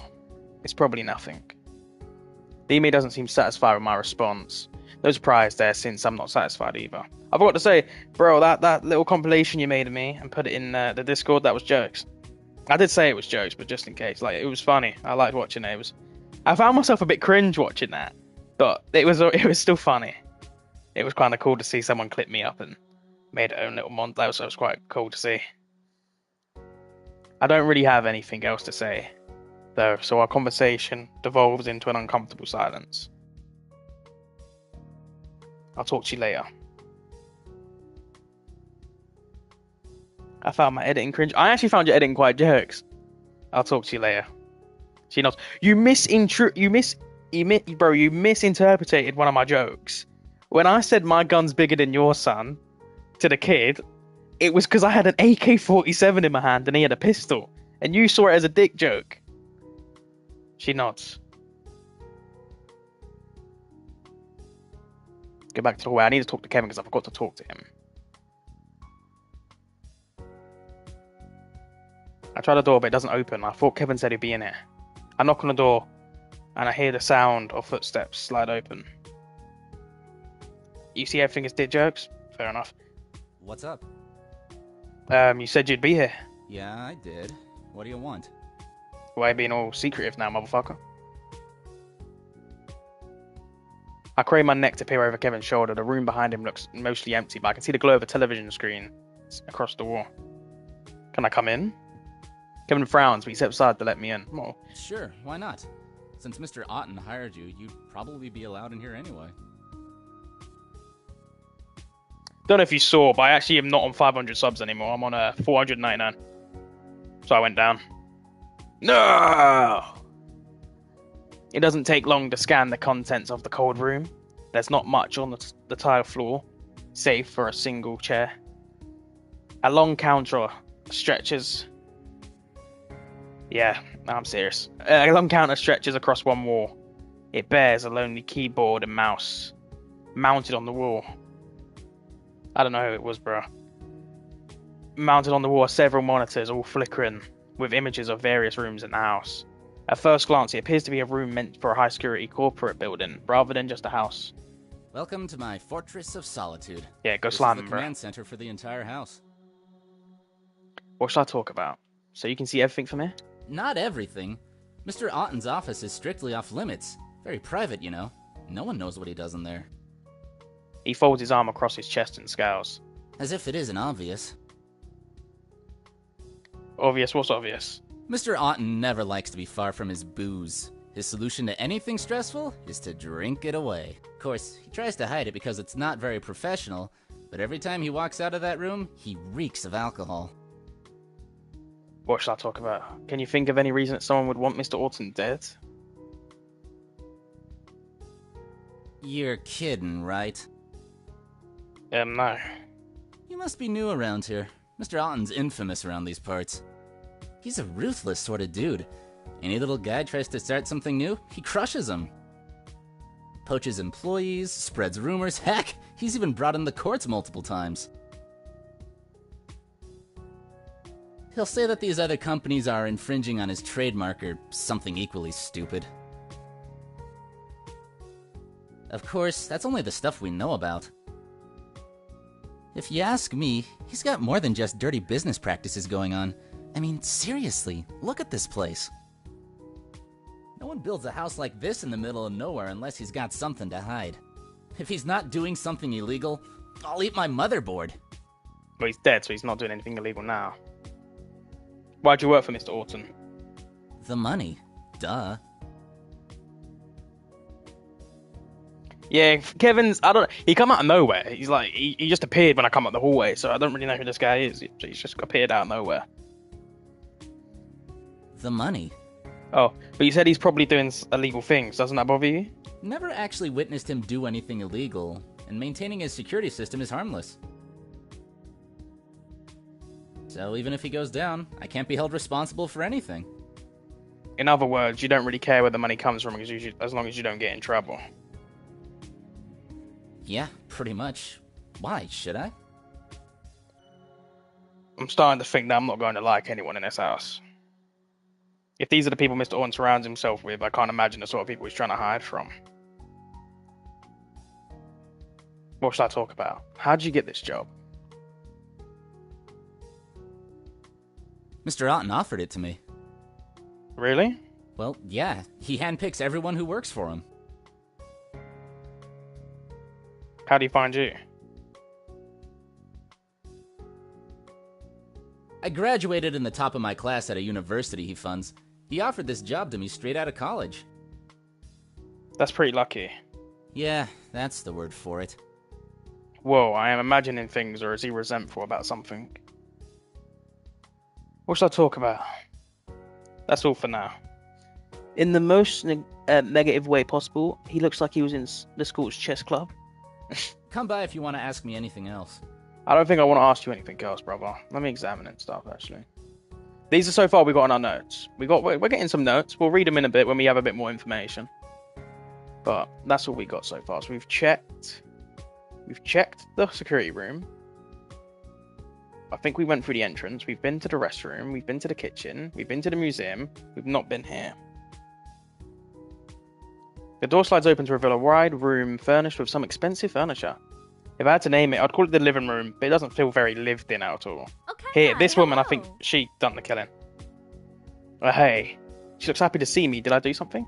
Hey, did something happen? I saw Sophia rush by with that nice boy, but they didn't tell me what was going on. I didn't get why you're still here. I'm pretty certain you got told to leave. Oh yeah, I'm not sure there's a tactful way to put this. Mr. Orton died. What? Are you kidding? Just like Sayuri. Oh, she does. No. Marissa stares into my eyes, searching me with a mixture of fear and panic. I stare back until the truth of the incident sinks in. Her expression changes slowly as she realizes that I'm not lying. Are you sure? What happened? I think he was murdered. Murdered? I suppose that shouldn't come as much of a surprise. Like, why the fuck's she speaking like that? Do you know what I'm saying? What do you mean? William Otten is not a popular man. His business practices are already reprehensible. That was a There forced have been reaction. rumors of unethical treatment of some of his test subjects. That's why I came. I was hoping I'd be able to uncover something about what he might be doing. So you're really just sneaking around trying to dig up some dirt. It's really not what you think. Okay, then what? Nothing. What shall I ask her? What sort of illegal things was Mr. Orton doing? Well, I've heard that he used to head up a series of experiments for the government back in the day. Something about altering genetics. The whole thing wasn't exactly approved as humane, and pretty much everyone was kept in the dark about it. Then how did you find out? It's a long story, but the short version is I've met a lot of the victims. I've pieced together their stories and followed the trail back to William Otten. So okay, so Mr. Orton toyed with genetics and someone wants to kill him for it? It's a possibility, isn't it? I suppose. Earlier, you talked about some rumors about Liam. What was all that about? Ah, those. Well, recently, word's been going around that Liam Otten is involved in dogfighting. Dogfighting? Whoa, that's a felony. Not to mention extremely cruel. Well, I'm glad he chose to draw this line somewhere, at least. I'm fairly certain he was just getting fed up with Liam's antics. It's one thing to dismiss underage drinking, but the heat from Liam's participation in animal cruelty is bad publicity he didn't need. I heard he was planning on cutting Liam from his will completely. But planning on, so he didn't get around to it yet? As far as I can tell, no. But you'd really have to ask. Maybe Liam killed him, or Aki said that Lee May told us that Aki cannot control minds, but she can push them towards doing something or act in a certain way. Could Aki have pushed Liam by reading his thoughts into killing his uncle? So they're both kind of done it. I don't have any other questions right now. I'll talk to you later then.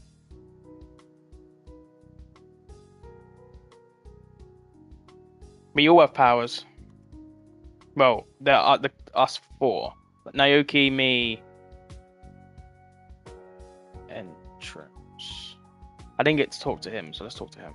Detective Ghosty stands across from the room from me, arms folded across his chest. He appears to be deep in thought, but it's not long before he notices that I'm looking at him. What? Nothing. Well, that's not true. Nothing I want to talk about then. He uncrossed his arms and sighs. I don't know where you've been all these years or why, but that look in your eyes is still the same. What look? The one that says you're already trying to figure everything out. It's like watching someone who just started work on a puzzle. You're digging through the pieces and looking to build a frame, but you don't have much yet.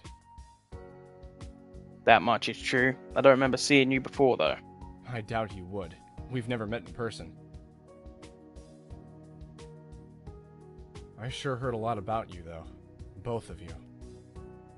I suddenly feel my stomach knot up. How much is a lot? Not enough, apparently. I thought you were dead. We all did. Why do people think I'm dead? Yeah, that was kind of on purpose. Do you have any idea how much work was put into finding you? Don't even start. I'm not in the mood to hear a lecture from someone who doesn't know what I'm going through. You know, back in the day, I couldn't go 10 minutes without hearing your names. Oh, they're so great. What heroes these kids are. Why can't we have such helpful people here? What a joke. When we found her body, the first person they looked for was you, but you were nowhere to be found. At first, they thought you'd been kidnapped. As days passed, they thought maybe you'd been killed. When I saw you yesterday, I thought you had finally come back to do something worthwhile again. I solved that murder for you, didn't I? What more do you want? What about your sister's murder? You're the only witness, but you ran away. Why? There's nothing to do with you. I don't owe you an explanation. That may be You so, should go. But you owe it to your sister, don't you? The case went cold, but maybe if you tell us what you know, we can find her killer. I'd rather you don't get involved. This is something I have to deal with on my own. Sorry, kid. I'm sworn to uphold the law. Even if you don't want me to get Detective? involved, I kinda have to. I know, I sigh and let my hands fall to my sides. It's not what you think. We'll talk about this more later, but I promise that this isn't over. I'm not being I'm not saying I'm disappointed, yeah, but like, not in a rude way. Like, Zion asked for this game for months. I played the game and he tuned in for like 30 minutes. And I was sat here for like an hour on my own. That's kind of annoying, but it's all good. I'm not moaning. I'm just like, it's fucking. If you're gonna ask for a game so much, you should at least be here. My report from yesterday. You've already caused a disturbance with your return.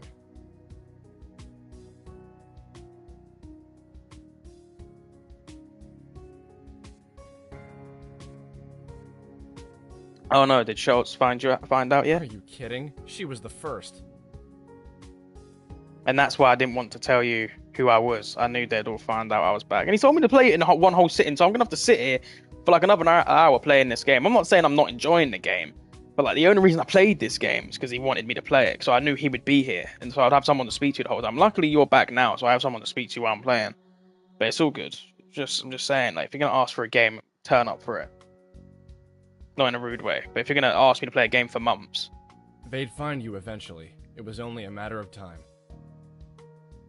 Am I in trouble? Yeah, I'd say so. If it weren't for Aki's insistence that you stay with her, I'm sure they'd already have come to take you back. This is not good. This is so not good. What am I supposed to do? Oh, I don't know. Why don't you try actually having a backbone this time around?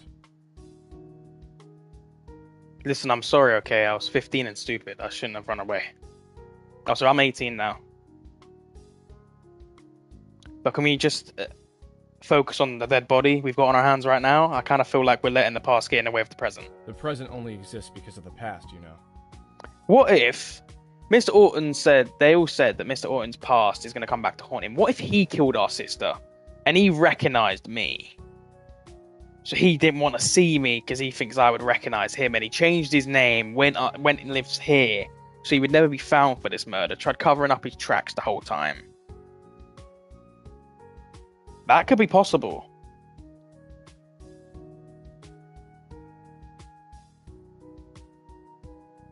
The present only exists because of the past, you know. Oh, that's what he said. Fuck. Gursky studies my face, carefully gouging my reaction. Finally, he sighs and shakes his head. But I see your point. Figuring out the cause of death for Mr. Otten does take priority right now. I'll be upstairs. Come talk to me if you find out anything. Gotcha, Blusky! Well, I went up there. Let's go back into the hallway, because I didn't actually go down the corridor.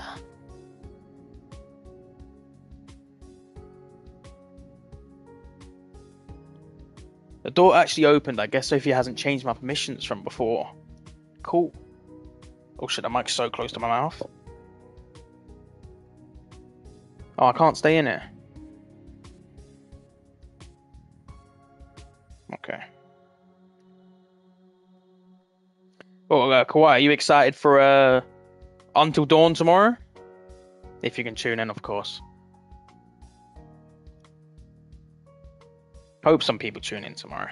People tuned in today. I was happy. I'm quite happy with how the streams went. It's just sitting here for so long on your own. It's just jarring. Yes, I am. Let's go, bro. Do you remember the challenge? Well, I'll just repeat it. The challenge is I've got to keep everyone alive. So if I fail, it's going to be pretty embarrassing. I think I'm going to fail instantly. But I'm going to try my best.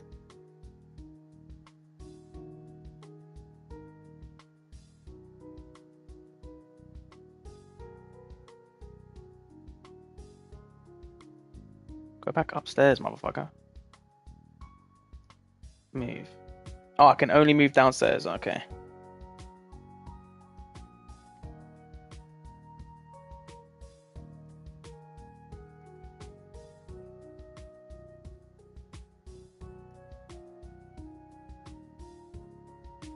Talk to him again.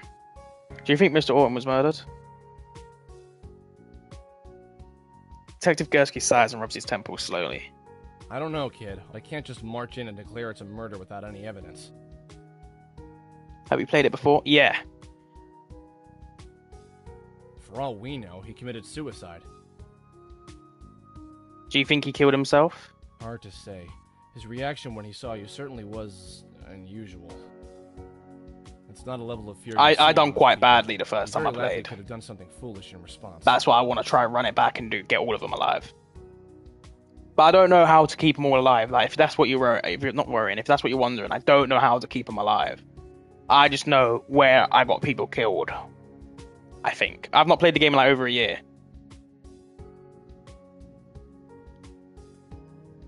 So you think it's my fault? What's the plot of Until Dawn? The plot of Until Dawn is... Let me pause.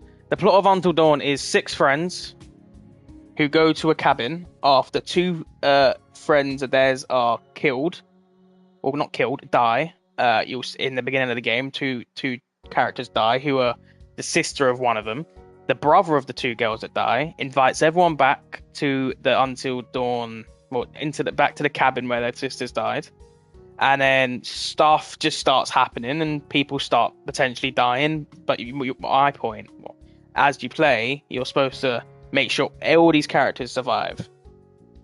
I'm not going to spoil it. If you don't know, it's good to go into it with just think it's 6 friends go to a cabin and some stuff goes down. Just think of it like that. Don't ask much more, because then there won't be surprises for you. Yeah, that's all you need to know. 6 friends return to a cabin after 2 of their friends die a year prior. Now, I never said that. There are a lot of things that might drive someone to suicide. But in the end, ma'am. It's still... All right. Oh, now, shit. It's not a level... I never said... So you think it's my fault? Now, I never said that. There are a lot of things that might drive someone to suicide. But in the end, it's still the decision of the individual. Yeah, I know. Gursky studies my face carefully before he speaks. Back then, didn't you... Yeah, I did. But I really don't want to talk about it. Are Aki and others really convicts? Well, technically, no. No? They're not on record as having committed any crimes. But Lee May said you were their parole officer. Handler is more like it. I'm supposed to make sure they don't cause any trouble. He rolls his eyes. That'll be the day. More trouble? What sort of stuff have these guys been up to? But what did they even do?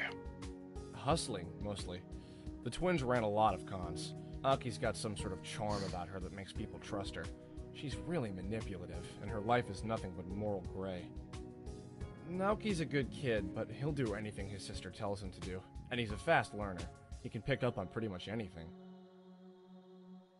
They came to Edgewater 2 years ago and wreaked havoc for a good year before we finally caught them. He rubs his head, slowly as if an old headache had just found its way back to him. But Aki is Aki. Somehow she managed to cut a deal. Clean records in turn for their special services. Yeah, he did say yes, ma'am. So now, the government uses them as investigators, spies, or anything else requiring a quick mind and an expendable body. Yes, ma'am. Is that how you say it?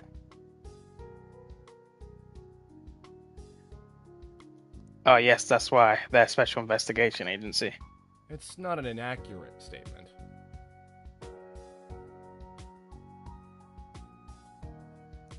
And on that note, be careful about what she says. She's not a liar, but she likes to tell misleading truths.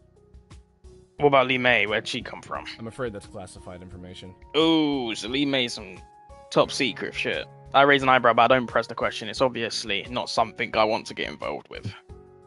What should I talk about? I heard that Mr. Autumn was conducting genetic experiments on people. Oh.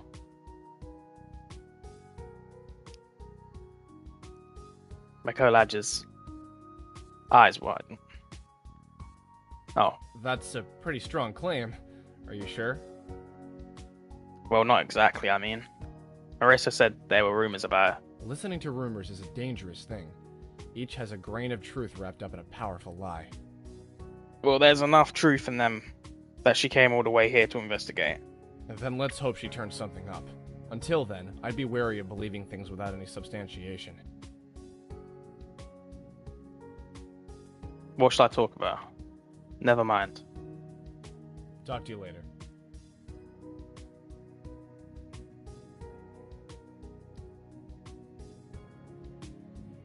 Tumblr's art style? I don't know what Tumblr's art style is. Well, I don't really get what I'm supposed to do now. As I enter the lobby, Aki races down the stairs and nearly runs me over. Whoa! Oops, sorry, Con. Where have you been? I was just upstairs with Liam. Oh, don't look at me like that. It's not what you think. Of course. For your information, I was just asking Liam about the staff. Did you know that none of Mr. Otten's personal staff are paid? What? That can't be true. Kevin said that Mr. Orton pays him well.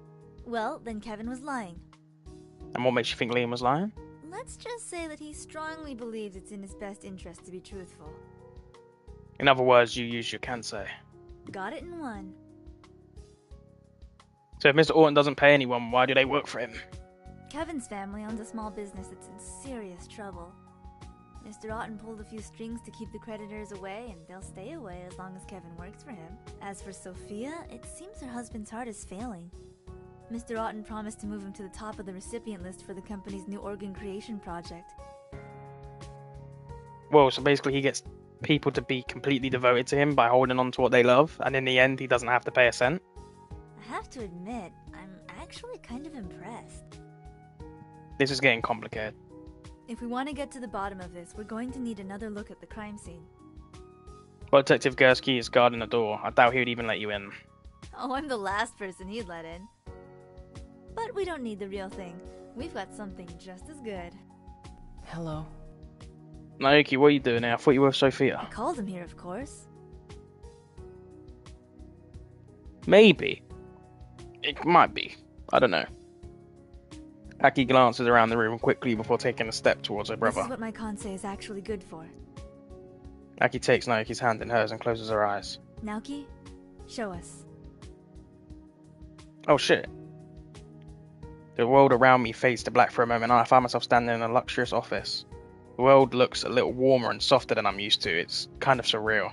On the ground before me is a dead body, Mr. Orton, I assume. Are we in the office? Of course not. We're still in the main lobby.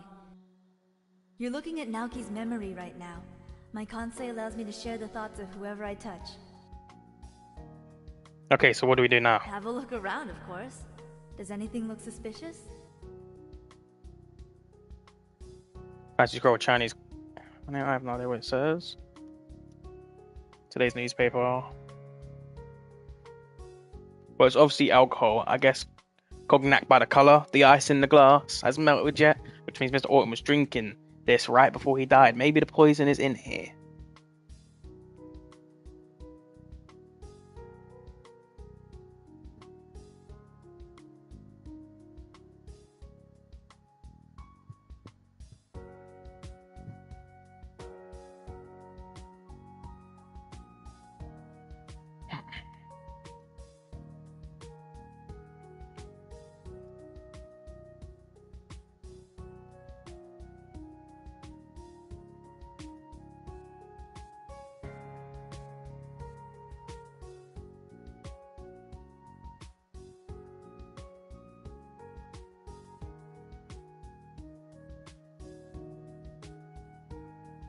What games does it remind you of? So, what do you think? If I had to say, I'd guess the cognac on his desk, the ice wasn't melted, so he poured it recently.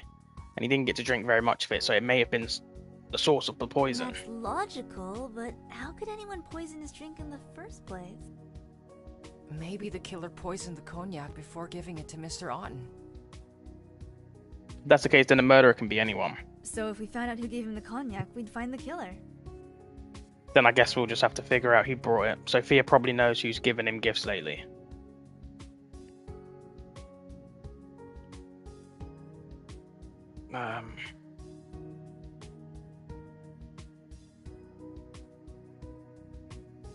If I'm being totally honest, bro.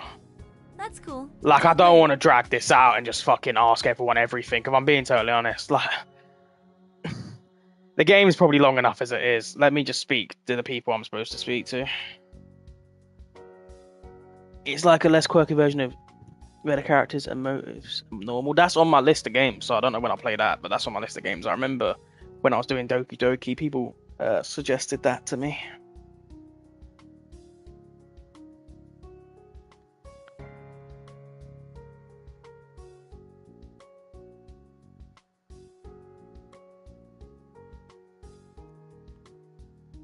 Then when your family suffer from any kind of medical condition. Sophia places her hand on her hips and gives me a sharp glare. Has someone been talking about my husband? No, I was just asking. She eyes me carefully, weighing whether or not I'm telling the truth. My husband is very ill right now, but it has nothing to do with Mr. Alton or anyone else here.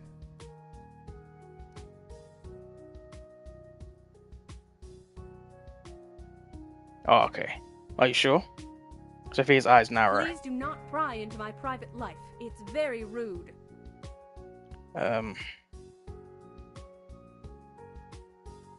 you know anything about the experiments with Alton and genetics that Mr. Alton ran? Mr. Alton has run a good number of studies on genetics, but experimentation was more the forte of his old business partner. That was nearly 20 years ago, though. Why do you work for Mr. Alton? Mr. Alton values my services. I am a trained professional and an excellent personal assistant. Okay. That wasn't really an answer.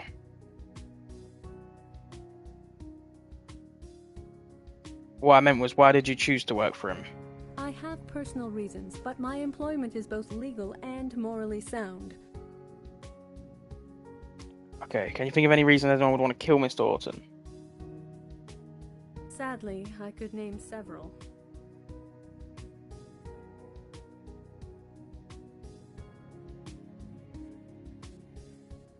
Mr. Alton wasn't a very popular man in the business world. His most recent project stepped on a lot of toes.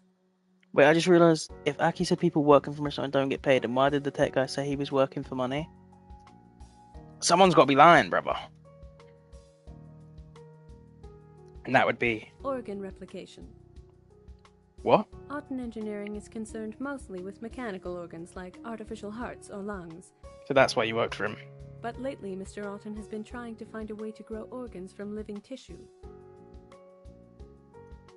The process involves taking a tissue sample from the patient and using it to recreate the organ they need replaced. Yeah, she doesn't get paid. It ensures compatibility, and it allows for replacement of things impossible to substitute with mechanics, for instance, bone marrow. The end goal was to be able to recreate any and all parts of the human body when necessary. Like, she's avoided mentioning pay. Yeah, that sounds pretty sketchy. Well, under certain circumstances it is. Of course, technicalities aside, the ethics of such research. Well, there were the obvious protests, demonstrations, and death threats. Hang on, why didn't you mention this before? I didn't think it was important. Why would you not think that's important? Are you kidding? He received death threats and now he's dead? You seriously don't see the connection? But none of them seemed like serious concerns. Besides, Mr. Alton received death threats for lots of his work. I didn't think this would be any different. Oh really? Why would people threaten to kill him? He saved a lot of lives with his work, but people have died because of him too. Once in a while, one of the organs built by Alton Engineering malfunctions and someone dies as a result. It's not a common occurrence by any means, but they are tragic, and Mr. Alton often receives the full hatred of the victim's family. But Auto doesn't really do anything. It's expensive to get a replacement organ. People have gone into debt. I'm quicker than Auto. That brings about much hatred as well. It's starting to become more evident why Mr. Alton doesn't like living around people. If that many people hated me, I'd probably lock myself up too. You'd think that with all the lives he's saved, people wouldn't hate him so much. It's really not as simple as that. It's possible to do good things with bad intention. Whoa, she looks angry. I thought she was really distraught about Mr. Alton's death, but looking at her now, she definitely seems to be harbouring anger towards him. I'm sorry, I really don't know much more than this. The only thing I know about his work is what I wrote for his press releases. I know he kept copies of all of his research, but I'm afraid I wouldn't know where to look. What should I talk about? Mr. Orton's plan to cut Liam from his will. He was. Liam's actions were very costly in terms of both money and public image. Mr. Orton wanted to punish him for his cavalier attitude. When Liam took up dogfighting a few months ago, that was the last straw. Last week, Mr. Orton informed Liam that he would no longer be inheriting anything. How did Liam take that? He was furious, naturally. He called Mr. Orton a selfish and greedy old man, and he said that he'd make him regret his decision. Mr. Orton never got around to doing it. A lawyer was scheduled to visit next week. As it stands, all of Mr. Orton's fortune now belongs to Liam. How convenient for Liam. Killing someone seems like a good way to get revenge, although I don't think Mr. Orton regrets much now that he's dead. Still, it's definitely something to keep in mind. What should I talk about? I'll come back later. Of course.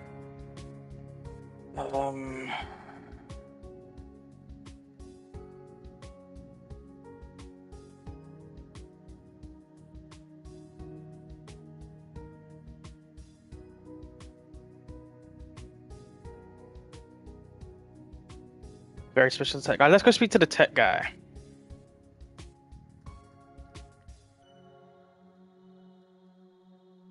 Kevin smirks at me as I enter. You're an interesting guy, Kansei. What are you talking about? Well, for one, you keep some interesting company. I was bored, so I decided to run facial recognition on them. I found quite a few newsreels about them, complete with security camera footage and mugshots. I admit, I literally laughed out loud at the one where they sold ownership shares to the Space Needle. They did what? Oh, you didn't know? Like I said, you keep some interesting company. Weirdly enough, when I looked up their police records, they were completely empty. They haven't been charged with anything. No surprise there. Detective Gursky said that Aki cut a deal. No doubt she used her Kansei to make her argument a little more compelling. The other girl with you is the real problem, though. What one? Who, Lee May? I couldn't find a single thing on her. No online profile, no yearbook, no images of her anywhere, and no connection to anything your other friends did. So maybe she doesn't like social networking and she was homeschooled. What's the big deal? Dude, seriously? You've gotta make a real effort to be that much of a ghost. There's no way that the government isn't involved in trying to cover something up. You're one of those guys who think the moon landing was faked, aren't you? Oh, come on. It was not like faked, that. man. Moon landing wasn't fucking real. Oh, come on. Oh, I was just about to say his thing. Besides, how much do you know about her anyway? Well, I can't exactly tell him that she has a Kansei that makes her a human sponge for emotions. But beyond that, I really don't know a thing. Yeah, I'm serious. There's no wind in space, brother. But the flag's just bare spinning. And you can't tell me out of all the countries in the world, somehow America get to go there, and we've not been able to replicate it in fucking God knows how many years. It's a bunch of bullshit. Land on the moon again. If we had the technology then to do it, we definitely have the technology now to do it. But they can't do it. Do it and live stream it, and we'll see what happens. But it's fucking fake. I know enough. Of course you do. You're the genius detective, after all. I am. Oh no. Kevin taps a few keys on his keyboard, and two of the monitors light up within an old newspaper article. Genius siblings solve another cold case. He could. I gotta admit, you're actually kinda cool. So, are you on a super secret mission right now or something? Oh my god, our sister did die. Look, it's me and... Oh my. Huh? What are you talking about? You know, since you're using a fake name and hanging out with criminals and stuff. I've seen this in My Little Pony. What? Yeah, I'm working. No, it's Shisaki's nickname for me. Well, that's disappointing. Life's not all secret missions and government conspiracies, you know. It would be cooler if it were. Yeah. Do you know anything about Liam's nightlife? You mean all the drinking and gambling, or extra stupid stuff? Well, I was thinking about all the other things. Oh, the dog fights then. You know about that? Well, yeah. I'm the reason Mr. Otten found out in the first place. He asked me to track Liam's movements on his phone. Guess he didn't trust him. There's a surprise. Anyway, I noticed Liam was spending more and more time in a corner of town that's not really hot on the usual party clubs. I don't So think did it's some more Kevin. Digging. Found out that Liam was watching dogfights, and in some cases, funding them himself. Big Will was What's his furious motive? when I told him. I don't like him either, but he's not got a motive. When you showed up, I thought he had hired a private investigator to get some proof. I guess it's kind of a moot point now. So, about your family's debt. Kevin's face darkens and he tugs on his head nervously. Yeah, that. There's nothing to feel bad about. You think so? Because I think there's plenty to feel bad about. He glares at me. My parents took out a loan so I could go to a good college, yeah? Everything looks okay until my last year when the company suddenly changes their policy. The minimum payment shoots up and the interest rate goes through the roof. They can't do that. Sure they can. It was in the contract, printed all tiny and in legal junk. He rolls his eyes. My parents are too trusting, but they wouldn't have gotten into this situation if it wasn't for me. And if I had been there, maybe I could have read the contract myself. Bro, I'm and getting seen something. bumps all on my arm. I don't get what it is. Like when I feel my arm, it feels like I've just been through stinging nails. And I'm having a reaction. I don't get what's happening. Nah, I haven't got allergies. Also, yeah, Kansei has no fandom whatsoever. What? No fandom, brother? That's what I'm saying. When I looked it up, I was like, fuck me, the most viewed video on this game is like 2,000 views. Like, what the fuck? I'm playing the most random game right now. Like, if I looked it up right now, like, Kansei, the second turn, full game, most viewed, 65 views, 493 views, 2.1k views. I'm on there right now. 11k views, 95 views, 10 views, 4.3k views, 300 views. The most viewed short is about 300 views. 70 views, 8 views, 10 views. No one plays this.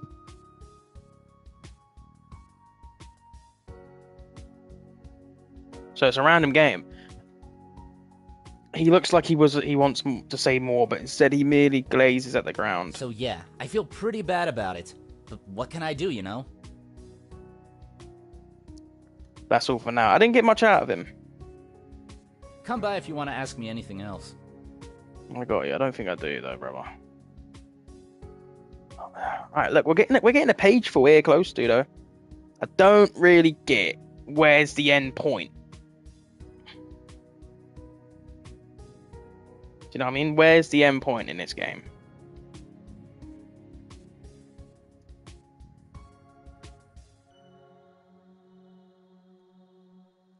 Like, I don't even see people on Pinterest saying, why has nobody discovered this game yet, or stuff like that.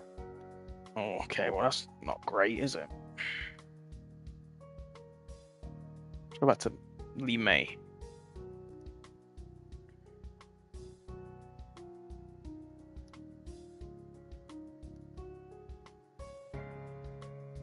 So there's no fandom at all. That surprises me. Okay, there's nothing to speak to Lee May about.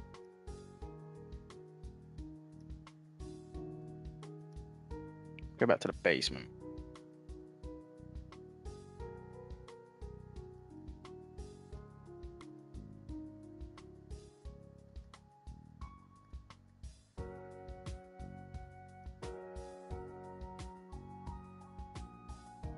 They look pretty old. Experiment results. I don't understand what any of these are about. Maybe I should ask someone trustworthy. I'll take a few of these pages and leave the rest here. Okay, who do you think is the most trustworthy?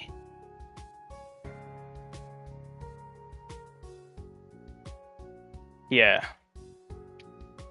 I guess the detective's who I can trust the most. Surely the detective is the guy. Lee May? I can't trust Lee May, brother. There's no information on her. Even though I'd like her now, there's no information on her. I can't trust her. Let's go to the detective.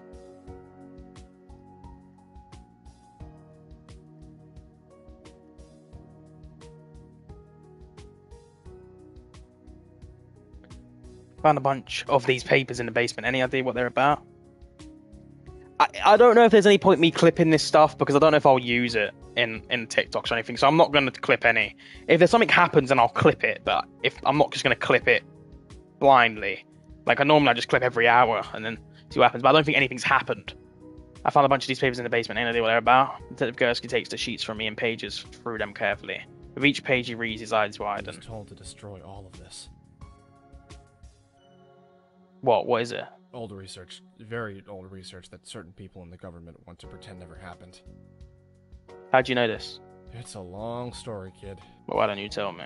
It's not like I have anywhere to be. He sighs. Put it this way. A few years ago, I stumbled upon a lot of things I wasn't supposed to. Specifically, an old experiment that William Otten was involved with. I got in a lot of trouble for what I saw. I was supposed to be erased from the system entirely, but I was given a second chance. Transfer to Edgewater and stop the twins who were running around the city causing trouble. They figured if they stuck me here, I'd be out of the way and I'd have my hands full with the twins. I don't think they expected me to catch them so soon. So you're the one who caught Aki and Naoki? I was Aki's arresting officer, yes. We technically never caught Naoki. He got away? I'm having trouble thinking of Naoki as a sort of guy who could run from the law for very long. Aki went down fighting so that he could escape. We spent 3 days looking for him and not a thing. Then, less than an hour after she cut a deal, he showed up on our doorstep to turn himself in. Like magic. He scowls. Part of me suspects that she planned it all in advance. It turns out Mr. Orm was going to cut Liam from his will. Well then, that's an interesting turn of events. Do you know why? One too many run-ins with the law, it seems. The big one apparently was him getting involved in dogfighting. Detective Gursky grimaces. Grimaces? Grimace Shake? Who remembers the Grimace Shake? That would Happy birthday, Grimace. Who remembers that shit? Ah, my hand! Oh, I just pushed my hand down on my leg and it clicked. Oh, no. Am I to assume that Mr. Otten never actually got around to making this all-important change in his will? Yeah, Sophia said that the lawyer was going to come by next week. Great. Nah, bro. Grimace shape, bro. I heard your hand smack. Really? You heard it? A lot of people are mad at Mr. Orton because of his research.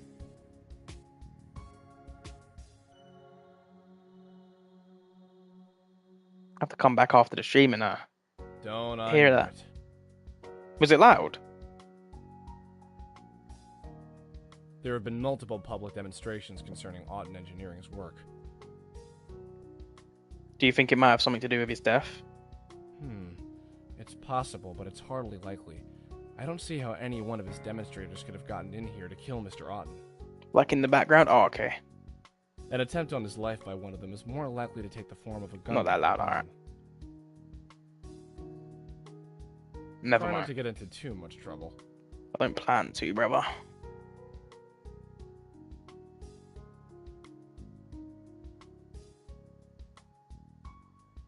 Alright, let's go talk to Aki. Did you learn anything else when you were speaking with Liam? Well, he did mention that his uncle likes to drink. That's not exactly news. I'm pretty sure everyone he knows that. It sure makes poisoning him easy, though, huh? Well, no one... Did I mention to her that anyone was poisoned? I don't know if I mentioned to her if anyone was poisoned. So you and the others are criminals, huh? I see Miko has been talking to you. Lee May is the one who told me. Well... But yeah, you've been in this we've since done things on both sides she of was the around. law. We didn't mention that. Did we? I don't know. But we're not just a bunch of criminals, okay? I have my reasons. I didn't say you were. I've explored as much of the house as I can. But Well, I haven't gotten a good look at the security room. Kevin's always in there, and I don't want to be poking around while he's watching. Good point. I wonder if there's a way to get him out of the room for a while. Even if we could, the door would lock behind him. There's no way to open it without him. The only way to get in is to reset the power and override the system. You can't override the system without code. Suddenly light up. So what you're saying is, it is possible to enter without him. Yeah. Kind of. No, He just said that we could get it if we had a code. but we didn't. We don't. I don't think Sophia's just going to tell us hers. I'm pretty sure she already did. What do you need? Naoki appears beside me. He looks a little out of breath as if he ran here as quickly as he could. Wait, did you just call him here? Yeah. Aki stares at me as if this should be obvious. It's better than sending a text, although the range isn't that great. She laughs. But first things first. She turns to Naoki and places her palms together almost as if she's in a prayer. I need a little favor, brother dearest. He frowns. Every time you say that we do something illegal. Kawhi, how many people did you have in your stream tonight, maybe? Did it go well? Well, it's for a good cause. You always say that too. I suppose I do. She smiles wildly, showing off her teeth in a cheesy But grin. you'll help, right? He sighs. What do you want? When you guys first opened Mr. Otten's office, you saw some Had like security 26. code, right? So I said it was pretty okay for the late stream notice. 26 was okay. Brosy's in the big leagues now. Naoki looks around apprehensively. It seems he already knows where this conversation is going. Well, we're just going to try a little experiment and see if it works on other doors. Like the one on the security room. She folds her arms across her chest and draws her back up. She paces between Naoki and I, like a general giving orders. I'll distract Kevin while Con turns the power off. Kevin will no doubt head to the basement to fix the problem. Do you reckon I'll ever have 26 people in my streams? Once the power's back on, Naoki will use Sophia's Fuck code to no. get to you through Nah, access to the potentially. security room. The most I've had is actually, I think 16. Or 18. So that's the most I had in a stream at once. Was it 16 or 18? I don't know. It was in the double digits though. I'll stall Kevin long enough for you two to get a quick look. See what you can get and get out of there. Got it? You def get 26? Oh, let's hope so. Naoki sighs. He looks resigned. Got it. Naoki turns and looks at me expectantly. Yeah, I got it. I try not to sound too resentful. It's not an entirely terrible plan, but I don't like having Aki boss me around. Good. Then wait for my signal. Aki strides down the hallway and knocks on the door to the security room. After a few moments, Kevin opens it and lets her inside. Alright, Con, you're up. What game do you reckon will get me that? Do you remember the games I'm playing? If you don't, I know I'm playing all the GTAs, Last of Us 2, Until Dawn, Wolf Among Us, GTA 6 as well. GTA 6 has got to have a good amount of people in, surely. GTA 6 fails? Fuck. Now that would be a generational stinker. As soon as Aki starts speaking, I turn and walk down the hallway with long, quick strides. I hurry past the rows of doors, and I quickly make my way down to the basement. Once I arrive in the basement, I flip the switches. Good job. Now get out and quick. I race up the stairs and duck into the bathroom outside. I can hear muffled voices. Aki is talking to Kevin about something as she follows him down the basement. After a few seconds, the lights flicker back on at the same time I hear the basement door slam shut. Alright, guys, get going. I crack the door to the bathroom open slowly. In the hallway, Naoki is already busy punching in a string of numbers in the security pad. His fingers race over the buttons, tapping each one in even rhythm. The box beeps. Softly, and the door opens. The two of us leap through it and begin searching through the the meager contents of the security room.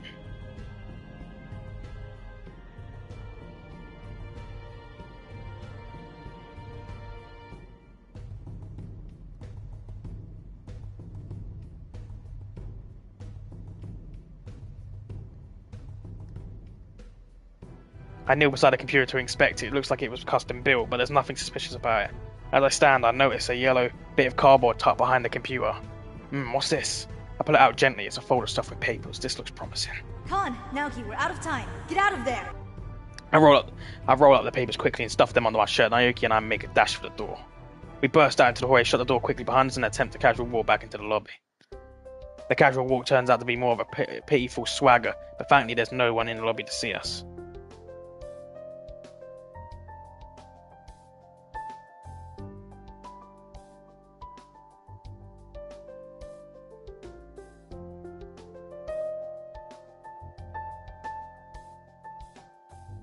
This is so intense. Yeah, bro.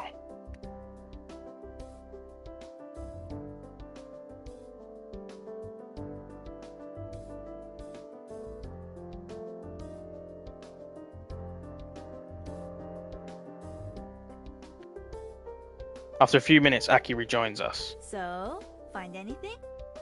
What are we doing? Well, we just got the papers. I show her and Naoki the papers that I discovered. Was you gone for a minute, Kawai? These numbers are pretty recent. I see a lot of references to other companies, but I'm not sure what they mean. Likewise. Aki and Naoki both furrow their brows in concentration as they examine the papers. Despite their wildly different personalities, they still reflect each other's actions. Finally, Aki sighs and hands the papers back to me. I've got nothing. My phone glitched for a little, that's all good. But we ball? That's what I'm saying. I take the pages back from her and roll them up again. Maybe someone else can tell me what they mean. What should I say? I don't have anything more to say right now. That's cool. We'll talk later. Alright, well, let's talk to the...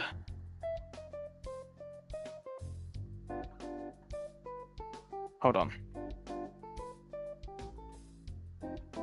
Hey. Fuck, I didn't mean to run into this guy. Liam approaches me as soon as I enter the hallway. Yeah, what's up? He runs his fingers through his hair and yawns. Just wondering if you were on good terms with that police dude. I wouldn't really say that I am. Huh. Well, that sucks. He shoves his hands in his pockets. I told him I wanted to go, and he was all like, I can't leave because Uncle is something or other. Dead, you mean? Liam says to me if I just place an octopus on top of his head. On my head. What are you talking about? Mr. Ortin is dead, he just died. Did Aki even tell him any of this when she was speaking with him? Liam's eyes dilate as he processes my statement. So that means... His eyes light up as a self-satisfied smirk spreads across his face. Well, there's irony for you. He done it, bro. Oh, they want us to think he done it. What's so ironic about it? Oh, come on. What isn't ironic about it? The man makes artificial hearts for a living, but his own ticker fails on him? This is Liam. This is his nephew. I purse my lips and attempt to keep my voice calm. You don't seem that cut up about it. Why should I be? He was due for it soon enough with the way he was drinking. A heart attack, right? No, it looks more like he was murdered. Again, Liam takes a few seconds to process himself. When it finally registers, his face twists into an expression of fear. Murdered?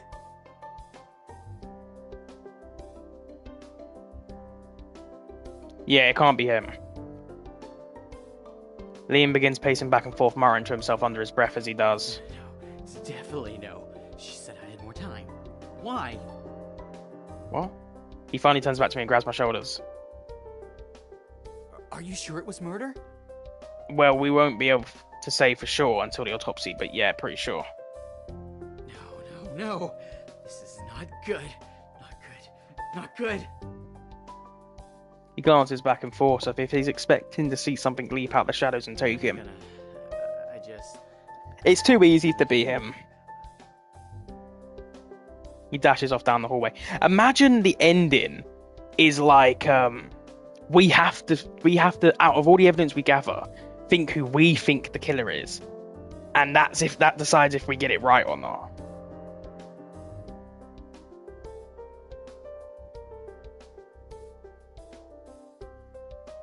Liam, wait. I take off after him and arrive in the main entrance just in time to see him race up the stairs. I follow him up the steps, but he's already disappeared by the time I get there.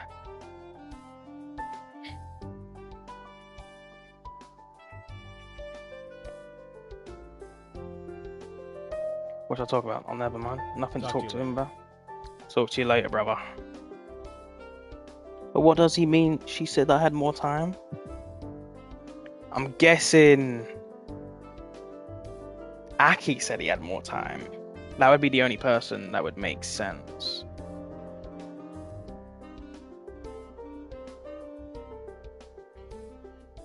Yeah, I found these papers lying around there about some other companies. I think, what are they exactly?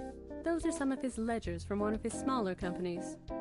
I didn't know he owned other Well, companies. he's bought most of them up under various names or through organizations that he heads. Meaning? Meaning that his ownership of these companies is not readily evident. So he owns them in secret. Yes. Why? Many of these companies are financial institutions. His ownership of them could be seen as a conflict of interest with his business decisions at Auten Engineering.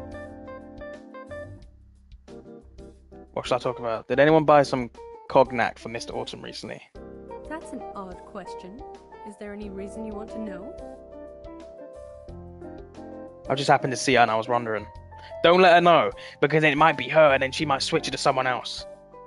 Well, it hardly seems a pertinent question, but if you must satisfy your curiosity, Mr. Auten always purchased his own drinks. He never accepted gifts of any sort from people. It might be Aki. It could be Aki and it could be Naoki trying to cover it up for her. That's why he didn't want me to go in the basement beforehand, or... I don't know, could those siblings be up to some fishy shit? We'll see. So basically, no one gave Mr. Autumn his cognac. Still, anyone watching his habits could have poisoned it before it even arrived here. Maybe it was snuck in somehow. But back at square one. Back at square one? You kidding me? What do you think about Mr. Autumn's death? What do I think? I think it's terrible. I really don't like having to see dead bodies. Well, I meant, who do you think did it? I really can't say. I don't want to make any judgments. That's him saying, it's my sister, but I can't say. He glances to the side and begins to absent-mindedly fiddle with his fingers. Can you at least tell me your thoughts on everyone here? Well, Liam is pretty angry with his uncle. His eyebrows went down every time he spoke about him. Yeah, but that's the obvious one. He covered his face when Aki started asking more questions, so he's got something to hide. It does have to be, kind of. I'm pretty sure Marissa's hiding something too. Every time she smiles, her eyebrows go up, as if she's worried.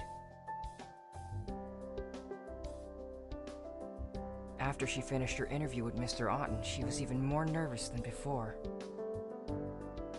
Nike glanced at Sophia before leaning and whispering. Sophia was pretty frustrated when we came, but now she's really anxious. She won't stop pacing back and forth. And what about Kevin? You mean that guy with the red hair? I didn't really get to see his face. Sorry. Don't worry about it. I was just curious. Really, it's good enough that you know this much. I'm kind of impressed. I've been studying body language for a while now.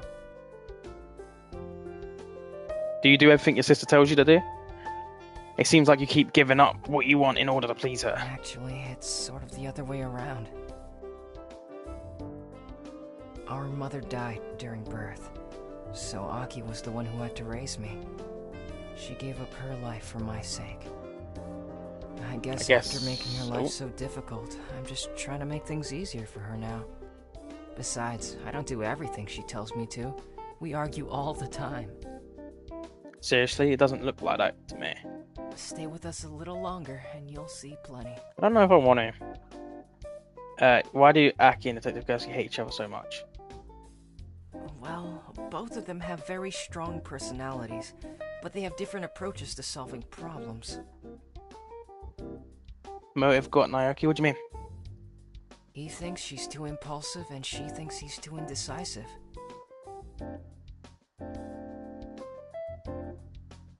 And what do you think? I think they're both right, and I think things are gonna go terribly again if they don't realize this. Again, what happened? I guess... Naoki bobs his head back and forth as if he's trying to think of a tactical way to say something very blunt. Well, they both agreed that it was the worst blind date ever. Oh, they went on a date. Oh, my jaw, bro. What the fuck?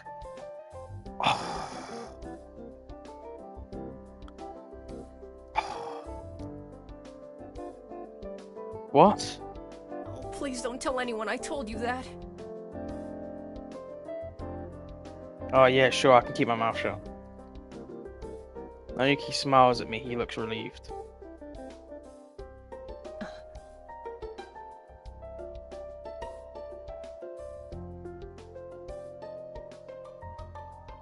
Naoki might feel like he's a lifetime business with about it in some way. Yeah, I'm okay, but it hurt for a minute. I'm sorry, I have to get going. What's up? Aki wants me to look around upstairs for a bit. Alright, okay, sure. See you, I guess.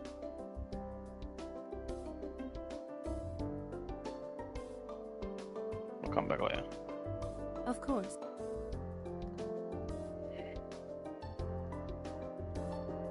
Let's go see, let's go see Marissa. Marissa's gone. I wonder where she went. Oh, she's disappeared.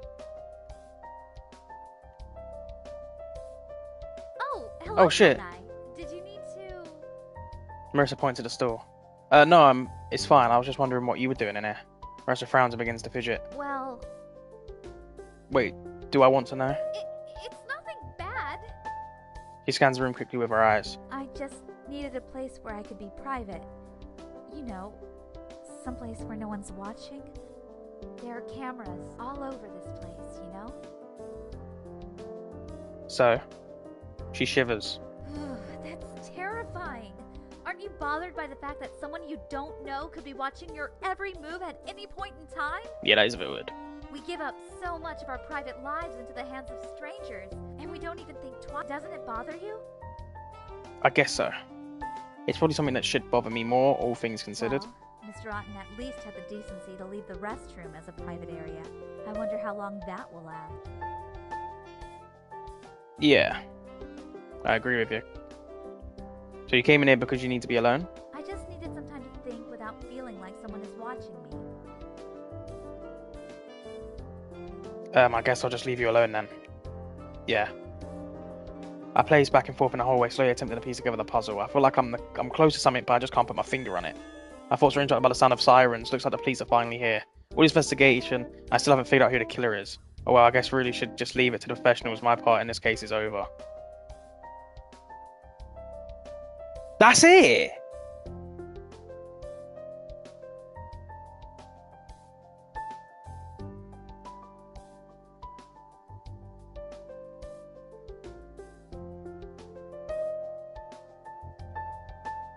Are you telling me I've just played this game for 2 hours and a half for that?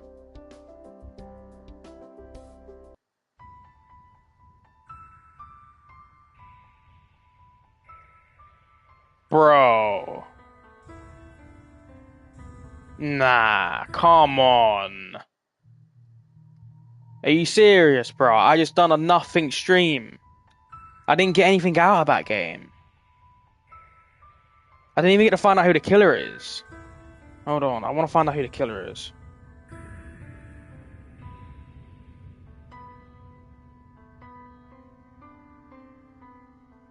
Alright, Kawhi. Do your guess. Okay, Kawhi, let's do this right now. Let's both guess who we think the killer is. I will look it up, and then we'll see who's right. So, I'm going to type it in chat. Well, no, not type it in chat. Just say who you think. I'm not going to type it in chat. I'm not going to go off what you say. I'm trying to think in my head who I think it might be. Okay, I've got it in my head who I think it is. So I think we both agreed we think it's the twins. Should we just go with that? Should we both say it's the twins? And see if we're right? Aki or Kevin, or whatever his name is. Alright, I'm going to go Aki or Lee May, because she wasn't involved in that story at all. Who is the killer in Kansei? The second turn.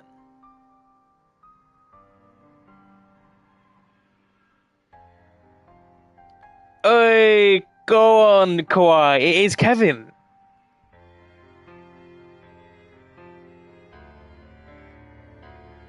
It's Kevin. Wow.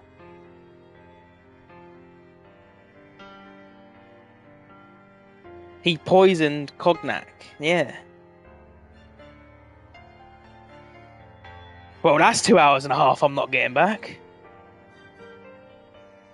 I appreciate Zion for suggesting it. Yeah, it didn't. It was a shit story. It was like, oh, let's just go for the person who's just barely involved, and let's just say he's the killer. It didn't make any fucking sense at all that he was the killer. Everything else was leading us somewhere else. It was just for shock value, probably. Just like, oh, look, this guy done it. Well, fucking didn't lead up to it. Big up Zion for suggesting the game, but fuck me, bro. Just like, it seems like a bit of a waste of time. I don't like games that like can just end like without me actually knowing stuff, and then I just got to look it up because I'm not gonna go play another 2 hours and a half, am I?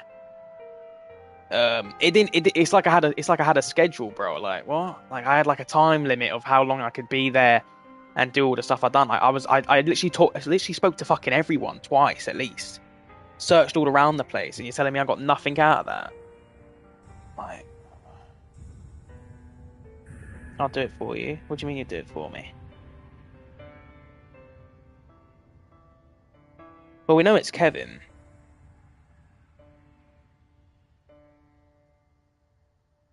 But it's like, I could have played. You'll replay the game? Alright, sweet. But I could have just played Until Dawn today. And like got some clips out of it. There's no clips from that. I didn't even get a good ending. Just like, I don't know, I just feel like I'm just wasting an hour, like 2 hours and a half of my fucking time. To see if it somehow lines up. That is Kevin. Yeah, you could try that. I guess just keep speaking to him. Guess that's maybe what I messed up doing. I didn't speak to him the most because I wasn't really convinced it was him. If you're gonna make it someone, you gotta have some things that kind of point towards him. Nothing pointed towards him.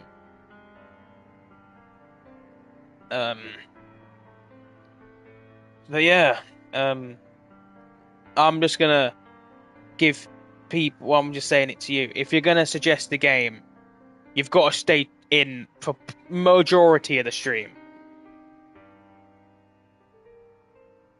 Yeah, exactly. It just didn't make sense. It was like they were trying to throw us off. We knew it wasn't Lima. It was too obvious. But yeah, I appreciate the game suggestion. But